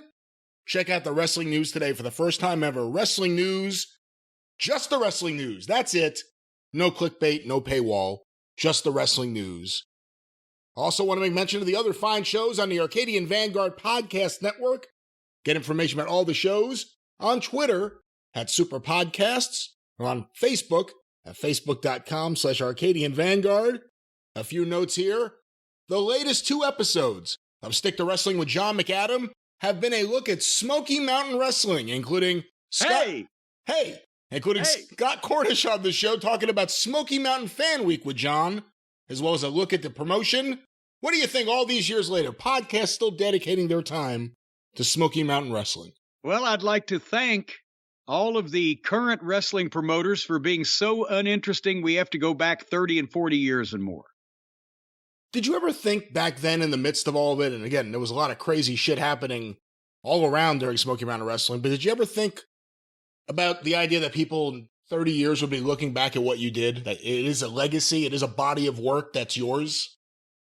You know, at the time, not so much, because obviously we were just struggling to get next week done. But on some level, I knew, because I wanted to do what the other territories hadn't, at least with video, and that's keep my TV shows and keep most of the, major events and etc., which so many other promotions had not kept their libraries of TV shows or whatever. So I knew that I was going to be watching it 30 years later, like I was watching all the tapes I'd already collected. I didn't know whether a ton of other people were going to be or not, but I'm glad they were.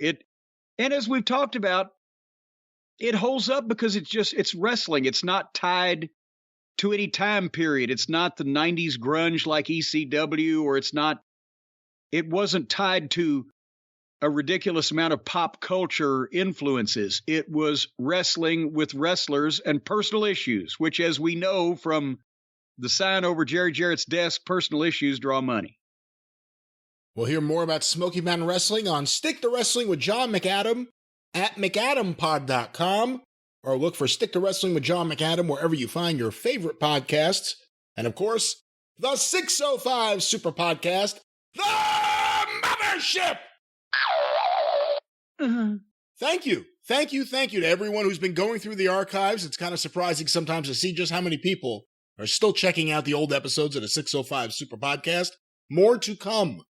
Go through the archives at 605pod.com or look for the 605 Super Podcast wherever you find your favorite podcast, the Mothership.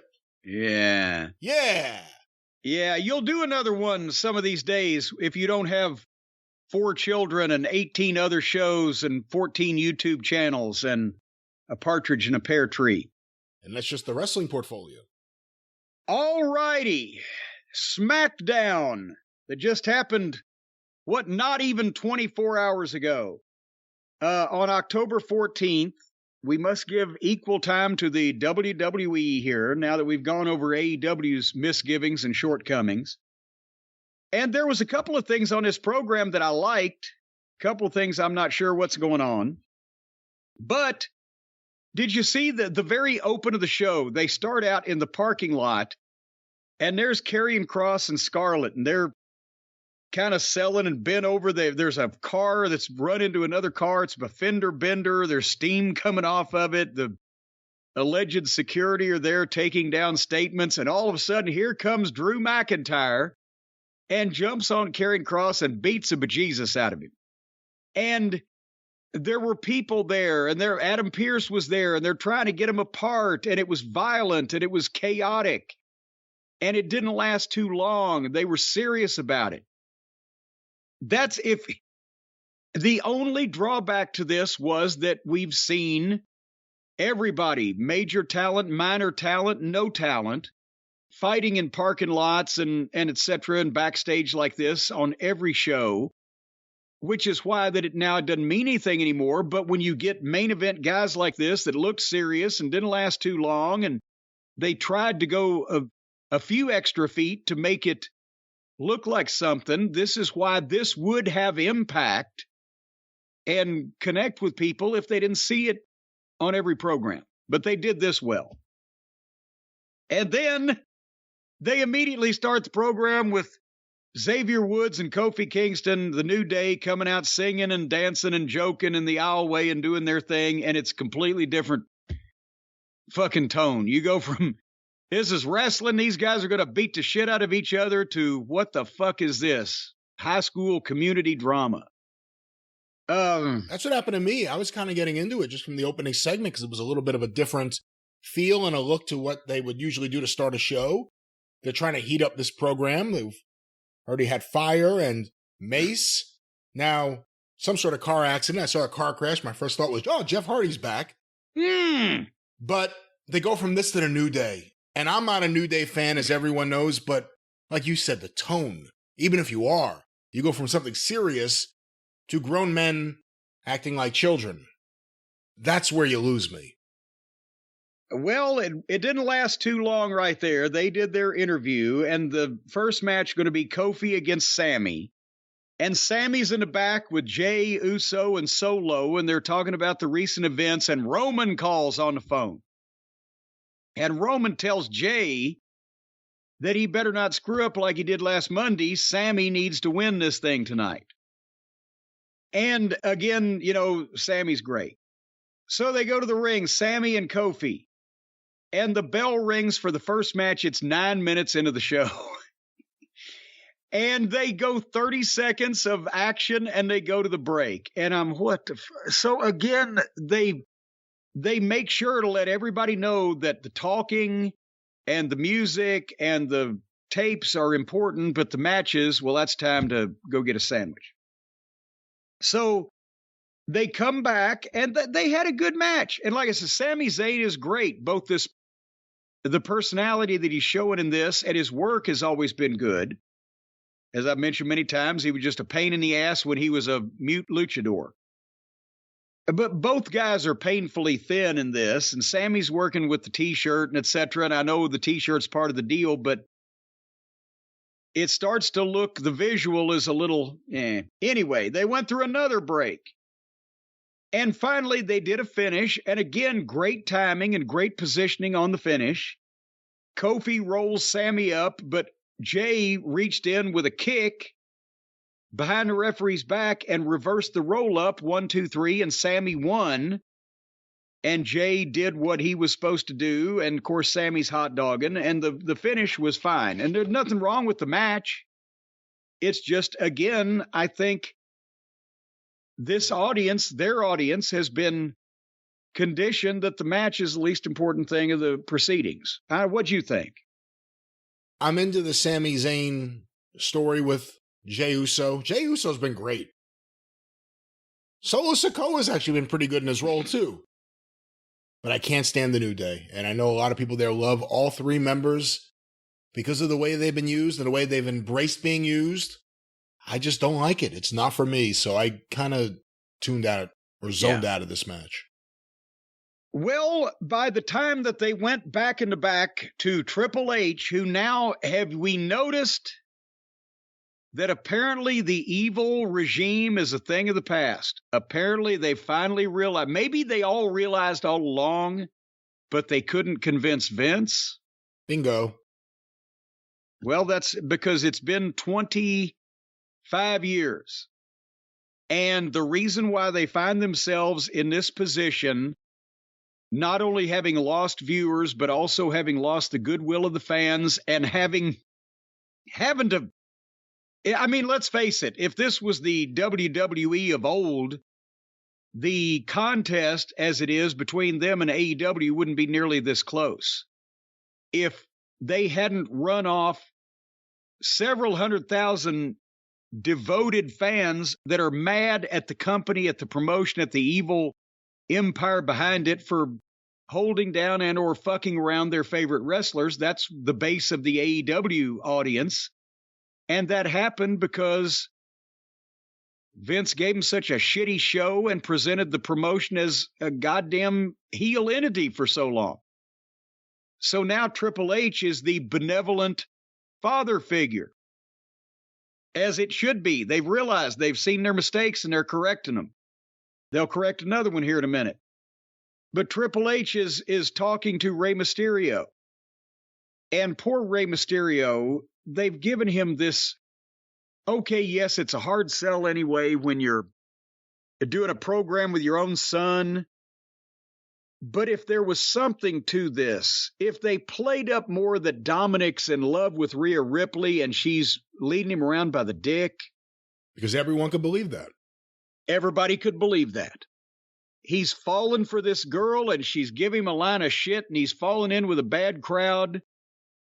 And, it's the power of the pussy. And everybody would believe, but instead they're giving Ray this dramatic and unnatural scripted verbiage. with too much soap opera bullshit. I think of him, I see the baby that used to fall asleep on my shoulder.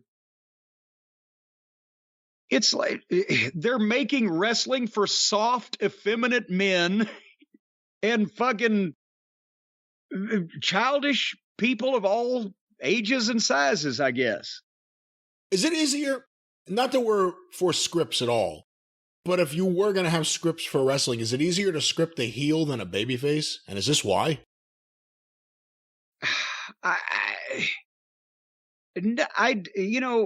I don't think it's easier to script one or the other. I think it's sometimes more difficult to give talent something they can say that they can get at. See, if I knew in any promotion or any program that I've ever been in charge of anybody's dialogue or producing a promo or whatever, if I know that somebody is not an artful orator, I'm going to try not to give them a complicated, convoluted story. And a lot of times it might have been easier with some heels if they had a manager where the manager could really rattle off the nuts and bolts of the thing and the heel could just put in personality without details. That was easier. A lot of times with a baby face, if you've got one that is not, again, a sparkling verbal talent, it's hard for them to go over a lot of details to make people explain shit, but you try to give a guy a promo that he can do rather than the greatest promo that you've ever come up with that there's no way in the world that this other guy can fucking do it. But again, Ray was acting. And it's not, but he wants to quit. He wanted to quit wrestling. He said, it's time for me to quit. And Triple H, oh no, let's talk about this for 5 minutes. Come back here with me. And okay. Ray, you stayed with us after you lost an eye. You can't let this be the thing that chased you away. So we're 30 minutes into the show for Sami Zayn and one of the New Day and this interview. And then they had a segment where a bunch of the girls in the back did the thing where they giggly, fake, make catty remarks to each other. And they're all standing in an unnatural sideways lineup so you can see everybody on camera. And then here came the next match. Brown Strongman against two jobbers. And again, yes, nothing the matter with this. That's really what the guy should be seen doing. Because as we've talked about, old Strongman, he's limited. And his shit don't always look good. And part of it's probably because he don't want to kill anybody because he's 370 pounds or whatever. But it's limited what you can see from him. So yes, put him on TV against job guys, smash him over. That's fine. Are there no, maybe this is a rhetorical question, are there no good looking professional athletes on the independent circuit anymore that they can get to be job guys? That the jobbers have to look like this? These guys look like they had do-it-yourself tattoos like everybody's got these days, are covered up with tattoos, look like shit, no physique, pale, whipped puppy expressions. That bugs me. When I used to do the job guys for the WWF, I've said I kept lists of everybody that was in driving distance, Midwest, Southeast, Texas, whatever, Northeast, whatever. So you could get guys that either hopefully had both, but either knew how to work and could hit time cues and get guys over and do what needed to be done, or that looked physically like professional athletes.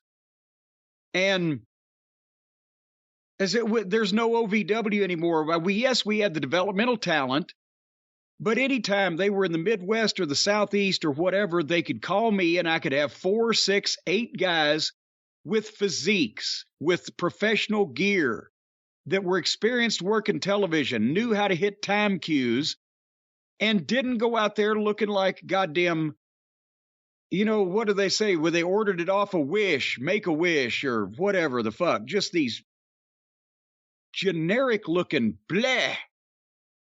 It's a national TV show. But nobody that looks like a professional athlete wants to be a wrestler anymore because the ones they see successful at it look like kids that dropped out of cheerleading class. So anyway, old strong man beats these two guys, almost an MVP come to ringside, and MVP promoted the guy that you're not the monster of monsters, my man is. And that was it. And nothing happened. And they all looked at each other, and then we went to the break. You think they're going to be able to get anybody interested in Braun Strowman? I'm interested in Braun Strowman versus Omos. What can that be? Oh, boy. I want to see those two lock up. They're both like 7 foot tall. How's that going to happen? I got to see that match. It could be ugly. Nice to have MVP on the show, though. One of the best talkers in the business, and he's been misused ever since they broke him up from Lashley. Yeah, but that's like getting one of the greatest, pitchmen off the Home Shopping Network and say, here, sell this. It's a brand new thing we've come up with. It's a fucking bunt cake flavored like dog shit. If only Lashley had him right now. To promo against Lesnar? Yeah, there you go. There you go. Now that would work. But nevertheless. So now in the back, Jey Uso and Sammy are arguing about who caused the win because Sammy said he did it on his own. And Jey says, are you out of your mind? And Solo said, I was watching Sammy. And tonight, they're hoping that Solo will be the number one contender for the Intercontinental title in his match. And that was that. But like I said, they're correcting mistakes. And the thing about LA Knight is I like the fact that they've realized that they committed a crime against nature, changing his name to Max Dupree, the whole male model thing, the Mansway and Mansoor. And by the way, those guys have to be so embarrassed. They're going out on TV looking like that, doing that shit. I bet you they don't leave the house. When they're home, they're afraid their neighbors will see them. But the Dupree girl introduced them, and then here comes LA Knight, his old, entrance, his old name. And they had a match, and he beat one of the male models, who gives a shit. But then he cuts the promo as LA Knight. And says, boom, from now on, and he did a new catchphrase and blah, blah, blah. I expect they'll just never mention this again. But you know me, I've got the OCD. And I would have had to have given LA Knight some reason to impart to the people why he did this to obviously put it to bed, get over it. It was the worst idea anybody's ever had. But what was the reason that he went along with it for 3 weeks? Was it that she was blowing him? And he, fucking lost his mind over a good blowjob? I don't know. I mean, in general, that would make sense, but the idea that it would be, I'm going to blow you, now pretend you're my brother and manage these models? I can't come up with a good, I forgot they were supposed to be brother and sister. Well, Vince would have liked that one. But I know they probably didn't want to explain it because then they'd have more people thinking about it and they just want everybody to forget that it ever happened and they're going to euthanize the whole gimmick and good for LA Knight. But there was no reason ever given as to why he did this stupid thing for 4 weeks or whatever. Anyway, maybe hey, never underestimate the power of a good blowjob, but not from your sister. We do not, under any circumstances, condone brother blowing, right? Even if they're adults. I don't know what the hell you're talking about at this point. Well, I forgot that we're in the middle of SmackDown. Dupree and the other girl used to be the sister and the brother. They did, but anyway, brother blowing is forbidden in this. Here, baby, here's chicken and waffles for you. What the hell is going on this week? I got to give Harley a chicken and waffle treat because she's been a good girl. She sits up here and she's quiet except when she sneezes and has her allergy go on. So I'm breaking up a chicken and waffle treat unit because she's debate. Okay, there you go. All right, we got a 6-girl tag coming up next with Perez, Cora Jade, and Raquel Gonzalez de Molina Jr. against Bailey and Kai and Sky.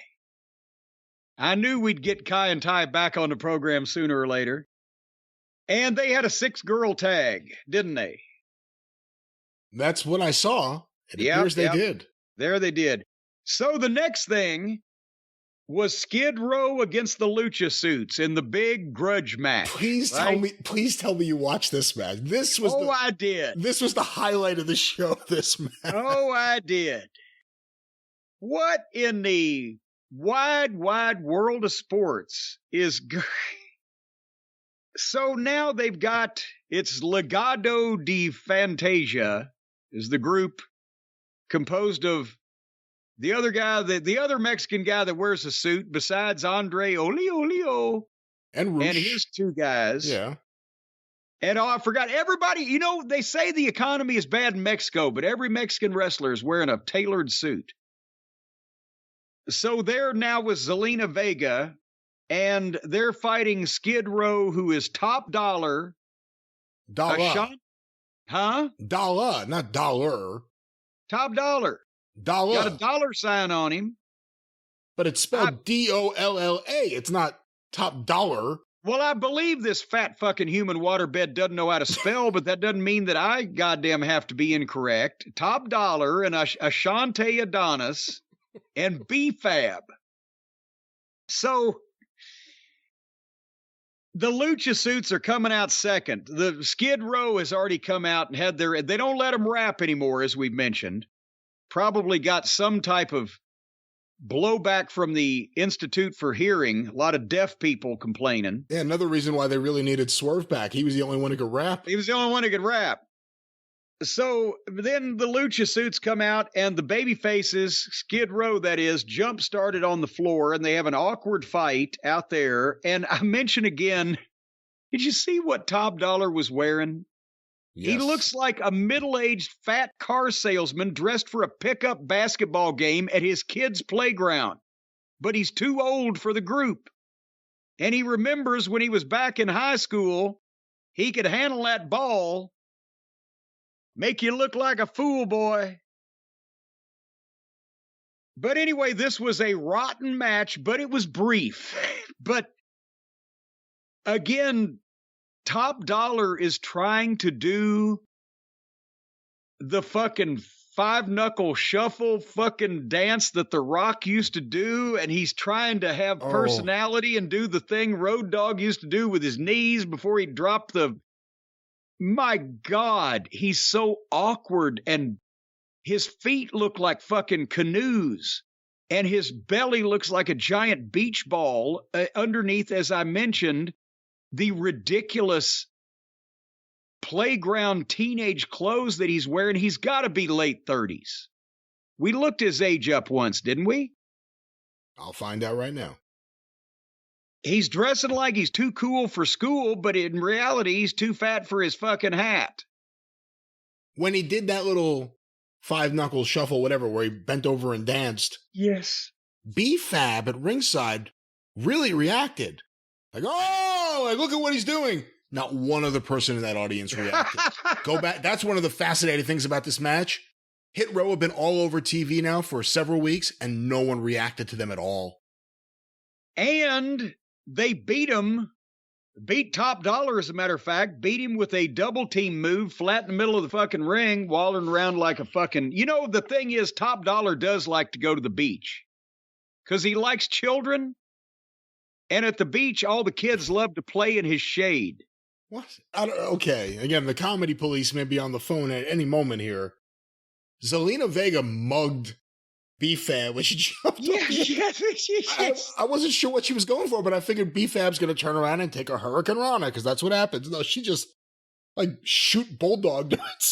Yeah, the girls were stiffer than the guys. But this was short, and they beat Skid Row just flat down, so maybe they've realized, what have we got here? She looked great, Zelina Vega, and remember when Andrade was tolerable, she was the manager. She was great at ringside. Well, she's got some experience all the way around, but her fucking cohorts Someone should embrace Lucha Suits because it really is one of the greatest nicknames you've ever had because it works. The Lucha Suits. All righty then. But anyway, so maybe do you think we saw the last of Skid Row there? Is that another thing they've realized, what the fuck have we done? And they're trying to back up on that now. I don't know, but if Top Dollar, and I'm not too familiar with his work, and I'm trying to be fair, but if he's really good on the mic, and maybe that's what I've missed, make him Michael Hayes. He should not be in the ring. He didn't look particularly impressive, and he's a former football player, 32 years old. He's only 32? 32, former football player, but he didn't look that impressive. There has to be another way to do this because when they had them come out and rap, like, must have been like a month ago now, it was so bad that killed any chance they had. And then since that time, the matches aren't good. They're reacting to themselves much more than any of the fans are reacting to them at all. I don't know how much longer you stick with this. The other guy, Ashante, okay, he looks kind of cool. And I mean, I'm not a hip-hop expert or the culture of the young Black America, the sound of Black America, Motown, whatever. But I'm sorry, even my old white fucking elderly ass can tell that Top Dollar looks like a fat fucking guy. It works down at the local fucking Jiffy Lube and fancies himself I don't know. Is he cool? Is it cool that the kids call themselves in the hip hop where he fancies himself as he's cool and he's young and he's hip? But in actuality, he's old and he's bald and he's fat. You want to know the difference? I don't think he's far off in age from where Max Caster is. And I'm comparing them because they're the two hip hop tag teams in the two different wrestling companies. The Acclaimed got themselves over. Yeah. And Max Caster has clever rhymes. You want to hear what he has to say. After fucking Hit Row came out there rapping that one time to whatever that song was they prepared for them, no one wants to see or hear them ever again. Remember, we're back. That was the song. Yeah. All righty. Speaking of in the back, Cruella DeVille is doing an interview in the backstage area, and here comes Liv Morgan, who is now apparently the second coming of goddamn Abdullah the Butcher, and is just going to fucking viciously attack everybody, and she's hardcore. And they have a big, in quotation marks, fight.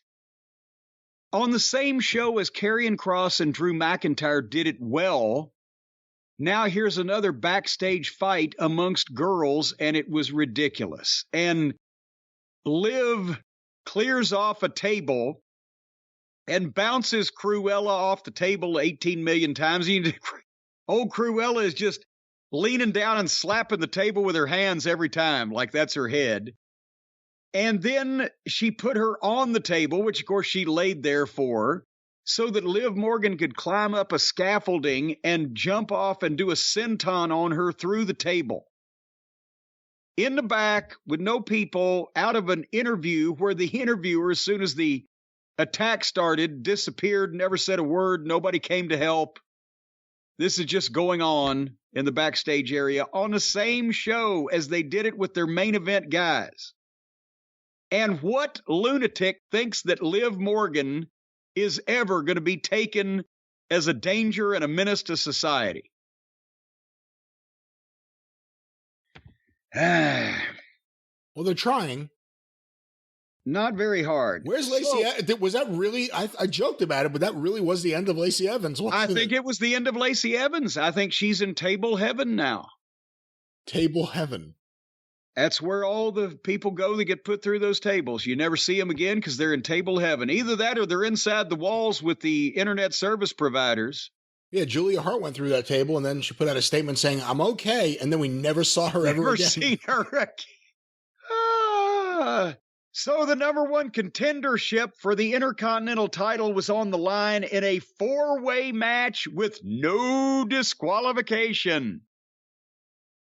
Ricochet versus Sheamus versus Solo versus Rey Mysterio. And when this came on, there was 30 minutes left in the show, and I said, oh, hell no. It's a four-way. We know that it's going to be a mess. I'm going to skip ahead to the good part and see what happens. And after about 15 minutes, Sheamus had a cloverleaf on Solo, and that's where the Brazilian tap that we talked about earlier in today's program was attempted to be explained by Michael Cole, not as well as it was explained by our emailer. As I said, somebody's got to go back and get a transcript, because I've forgotten. I think I've already deleted this. But if you can transcribe what was said about the double tap and then read it out loud, if you didn't know, you still wouldn't know. But because I had previously seen the email and knew, I kind of got where they were going. But the whole thing's odd. Anyway, Sheamus gets a cloverleaf on Solo, but lets the cloverleaf go to fight off Sami Zayn and Jey Uso, who just jumped in the ring, because even though they're not in the match, it's no disqualification. So everything, and then here comes Butch and here comes Ridge, and now there's a big fight with everybody. And in the middle of all that, Rey Mysterio and Ricochet were in the ring, and Rey gives Ricochet, I've never seen this before, a flipping forward pile driver, is the only way I can describe it. And then, like, that would have been a hell of a fucking finish. Boom, he planted him right on his head like a fence post. But then Ricochet feeds over to where he can set up himself up for the 619. He takes a 619, and then Mysterio splashes him off the top rope, 1, 2, 3. So in the middle of this big Donnybrook going on outside amongst everybody else, they're still wrestling in the ring, and Rey gives this guy 3 finishes in a row and then beats him. So the guy that wanted to quit the business an hour and a half ago is now the number 1 contender to the Intercontinental title. Maybe Triple H took him in the back and said, hey, I've got you figured in to go over in the match. Then he said, oh, if I don't have to do a job, I won't quit the business. Did I miss anything in this match, or was it the same thing that we see in every fucking 4-way with no disqualification? Lazy booking? Yeah, 4-way is one of those things that makes me zone out nowadays. Sick of it. All right. Well, then we get to the main event of the evening. No, not that match. Because, again, the WWE is always in a position where an interview or a Legends reunion is more attractive to the viewers than an actual wrestling match. So the Bray Wyatt return was in the main event spot. Brian, what do you think I thought about Bray Wyatt's interview? I think you were reminded of what we thought about him before he left, which was he clearly is a talented orator. He clearly has things he is looking forward to saying and doing. And this doesn't belong on a wrestling show, and it never goes anywhere. And am I close? You started out real good, and then you trailed off. Because this was the best thing I saw on any of the wrestling shows. What? That's what I said. I'm not talking about... the entrance is fine. He didn't teleport anywhere. He didn't appear from another dimension. It's an entrance. And WWE does entrances better than anybody. And you can trace, big opulent entrances going back to Gorgeous George or Lawler coming out on the horse in the Coliseum or, whatever the case. I didn't mind the entrance, spooky lights, music, fog, the forbidden door that opens, and a light from within, and a lantern and a figure emerge. You got to hand it to their production team. This is not making the wrestling business look bad, this kind of entrance. And it's a big budget production. So I'm good with the entrance. There's nothing about it that we're supposed to think is magic. And by the way, it's a catchy tune. Is that his old music? It didn't sound familiar. Is that a new song? Because they played the whole thing because the entrance did take 5 minutes. New song. So that was nice. He's got a vibe. People were up. They were chanting, welcome back, welcome back. But here's why I say this was the best thing I saw on either program. Yes, this guy can talk. Not only can he talk, but he's got the charisma, like I said earlier, promo charisma that Adam Page doesn't have. A lot of these other guys don't have. His voice, his giggle, his attitude, his unique delivery. That's what I like about this. I instantly knew that even if they told him this is kind of the direction we want to go, nobody wrote this for him. It's his words being delivered in his cadence. With Harley coughing again, I need you to get you another Claritin, baby. She's been such a good girl while she's up here today. Every once in a while, she'll wander over into the bathroom and go on her little pee pad because we're up off the ground here, so she can't get out. May want to get her bladder checked. Well, every once in a while. We've been here a while. But anyway, back to Bray Wyatt. The delivery, the tone, the way it flows, his inflection, and he was emotional here, and you can tell that he's probably, there was some element of truth in this. I guess he's another person that's had doubts about himself or had crises in his personal life. And you mentioned earlier in the program, a lot of people have said, I've lost somebody. If anybody was going to lose anybody, if anybody was going to have doubts about themselves, if anybody as relates to the wrestling programs and the putting it out in front of people, this is the one. That's where this card should be used. That's where that promo should be given, because this guy can fucking do it. It wasn't like Adam Page moaning and bitching and whining like a dork about his goddamn misery. This guy, you felt like he meant it. You know, he said when he thought, nothing I ever did mattered, but I was wrong. The people still asked about me and cared about me and thanked me for what I'd done for them. And it was like the guy was having a nervous breakdown here on television, and it was captivating. It wasn't like again, I go back to, it wasn't like that goofy Adam Page screaming and punching himself in the head where you're staring at him like, what the fuck's the matter with this guy? You were listening to what Bray Wyatt said, and you believed that he was delivering it with authenticity and an air of genuineness. He was talking to him like Punk does, or like Mick Foley did, or like all the other, like MJF does, but in his own way. It was the same concept as those guys that can reach you on a verbal level, but in his own manner of delivery. And then he finishes up with, he, like any great babyface, because he's going to be a babyface now, they're happy to see. Like any great babyface, he drew a correlation between himself and the fans. He likened himself to the fans. And the same doubts about themselves and the same problems they had, that they thanked him for helping them be distracted from or overcome or get past or whatever. He's doing the same thing to them. Thank you. You all saved my life. Between the delivery and the unique aspect of it and his vocal quality and the inflection and the emotion he put in this is how you draw money in wrestling. Now, I don't know what the fuck he's going to do from here, and we'll talk about the end of the segment in a second.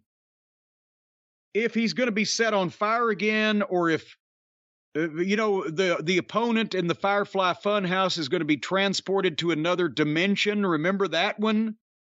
Where they're running through like a Rob Zombie movie. He was running through the funhouse being, fucking accosted by puppets that have somehow become sentient beings. Then that's going to be garbage. But I can see now, if this was the original Bray Wyatt that people started, enjoying and liking and being fan of before you and I, or at least me, started watching, and before they started doing all that supernatural bullshit, I can get into this fucking guy. He's got something there, but it's only if they start doing cinematic or supernatural or hocus pocus that this may go down the porcelain throne. And I'll give you the final comment on the end of the video, and then you can say what I surprised you with and what you thought was going to be the case. But as soon as he got all that out, thank you, you all saved my life, boom, another spooky video comes up on the screen. And there's a voiceover with weird visuals. And it's somebody talking to Bray Wyatt. And the deal is you've got no idea who you're dealing with. But you will. Okay, now I'm interested in finding out who that might be. Because is there somebody else? Who have we overlooked that could come in and fill a spot like that? Is it somebody on the roster? It would be a different way of presenting them if that was the case. So who is this going to be? And more importantly, is it going to be a legitimate personal issue a la the days when Kevin Sullivan or the more spooky people in wrestling would stalk somebody in kind of a realistic fashion? Or is it going to be, more Twilight Zone stuff where they're throwing fucking lightning bolts at each other? Your thoughts? He's a talented guy. It's just I wish there was some billionaire out there who wanted to start a theater kid promotion for fucking wrestlers. Well, but if he can work and he can talk, but he can't work. But he can't work. We've seen his matches. His matches are terrible. But that's when he was the Fiend and he was not selling anything, and you'd hit him over the head with fucking nuclear bombs and he would come back to life and all the supernatural stuff. Can he actually work a wrestling match? Did he do that before? Could he, when they were having him do that or letting him do it or telling him to do it? Or do we just got to get a good promo and then it's a rotten match with supernatural overtones? What's going on here? Again, I think it's going to be nothing but supernatural overtones. He did this whole interview with spooky lighting. Well, and I don't mind that. It was mood lighting. Put me in the mood to turn the channel. Oh, come on. If the guy, again, from this segment, I didn't see anything that couldn't have actually happened. A guy comes out in the mood lighting and does his promo, and he's talking to people, and it was meaningful. There was no supernatural. It was a spooky atmosphere, but that's part of his ambiance, so I can get behind that. I don't know who the antagonist is that popped up on the screen at the end. I'm looking forward to finding out, and I hope they don't disappoint us by then going to fucking Hogwarts and having a goddamn sorcerer battle or something. If I was Bray Wyatt, I would go into the truck and kick the shit out of the director. Because how did that get on the air? There's your clue to figuring out who it is that submitted this. Who is it that had access to the truck? What has become of us here when I'm willing to work with them a little bit more on logic? I know, what the fuck with this guy? I mean, look, and again, very talented guy. Clearly, Blackjack's charisma and way with words skipped a generation, and he's got it as good as anyone. He's an amazing talker. He's very compelling. He should start a church, or he should go out to Hollywood and be an actor. But I don't want to start seeing this again. We know how this is going to end. We know how this is going to turn out. Unless we believe that it was all Vince, we know where this is going. And that's why I'm not getting all excited. Everyone else gets excited when anyone pops back up. How Can I Miss You If You Won't Go Away has been proven true several times this year. But I'm not going to give this guy a chance. He's got to show me something as opposed to him showing up and I'm supposed to forget years and years of crap. Well, I'm not going to goddamn, just move in with the guy and become his foot servant. I like the promo. We'll see where this goes from here. But if they can avoid doing anything that violates the natural laws of gravity and physics in a program with this guy from his interview, I'm willing to give him a chance. See, people always say I never give anybody a chance. Well, he's been gone away for a while. They burned him to a crisp. They scattered his ashes to the winds. Now he's been resurrected. Let's see what he does from here with a new administration. All right. That's all I'm saying. Once again, the show went off the air with a spooky character taking over the Titantron and seemingly also the television feed.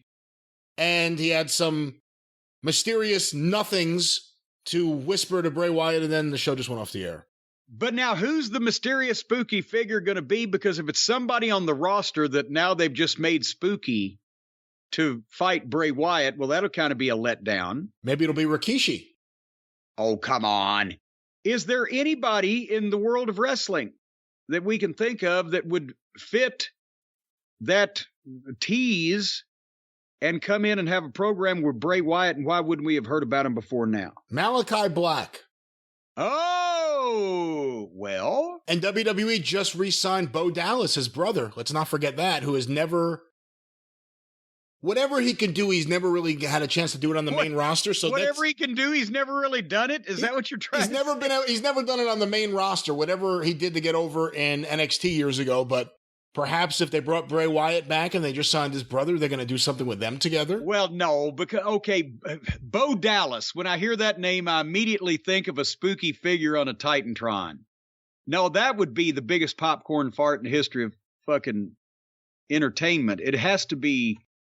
It would have to be some type of name that one would get a jolly in their taint from thinking about so-and-so versus Bray Wyatt. Battle of the Spooky People. But it's a cliff. They left with a cliffhanger. Be thankful for small favors. Usually people just wander off and they play music. Speaking of ending a show with just playing some music and walking off, I'm ready to walk off even if we don't play any music. I was going to say, you have a song? What are you saying? No, well, I've got a song in my heart I want to sing, and I'm going to sing it. And that song is that was the week in wrestling, folks, and we've talked about some great Canadian memories, and we're going to come back next week on The Experience, do it all over again. We're going to be back in a few days on The Drive-Thru, your program. Do you have any parting thoughts for the Cult of Cornette faithful out there? The Drive-Thru will be awesome this week. I guarantee it. Well, and you know what Brian last word means. So there you have it, ladies and gentlemen. For this episode of The Experience and all the fine people in Toronto and wherever the fuck they were in SmackDown, I didn't even notice. We'll see you next week, and until then, thank you, fuck you, and bye-bye, everybody.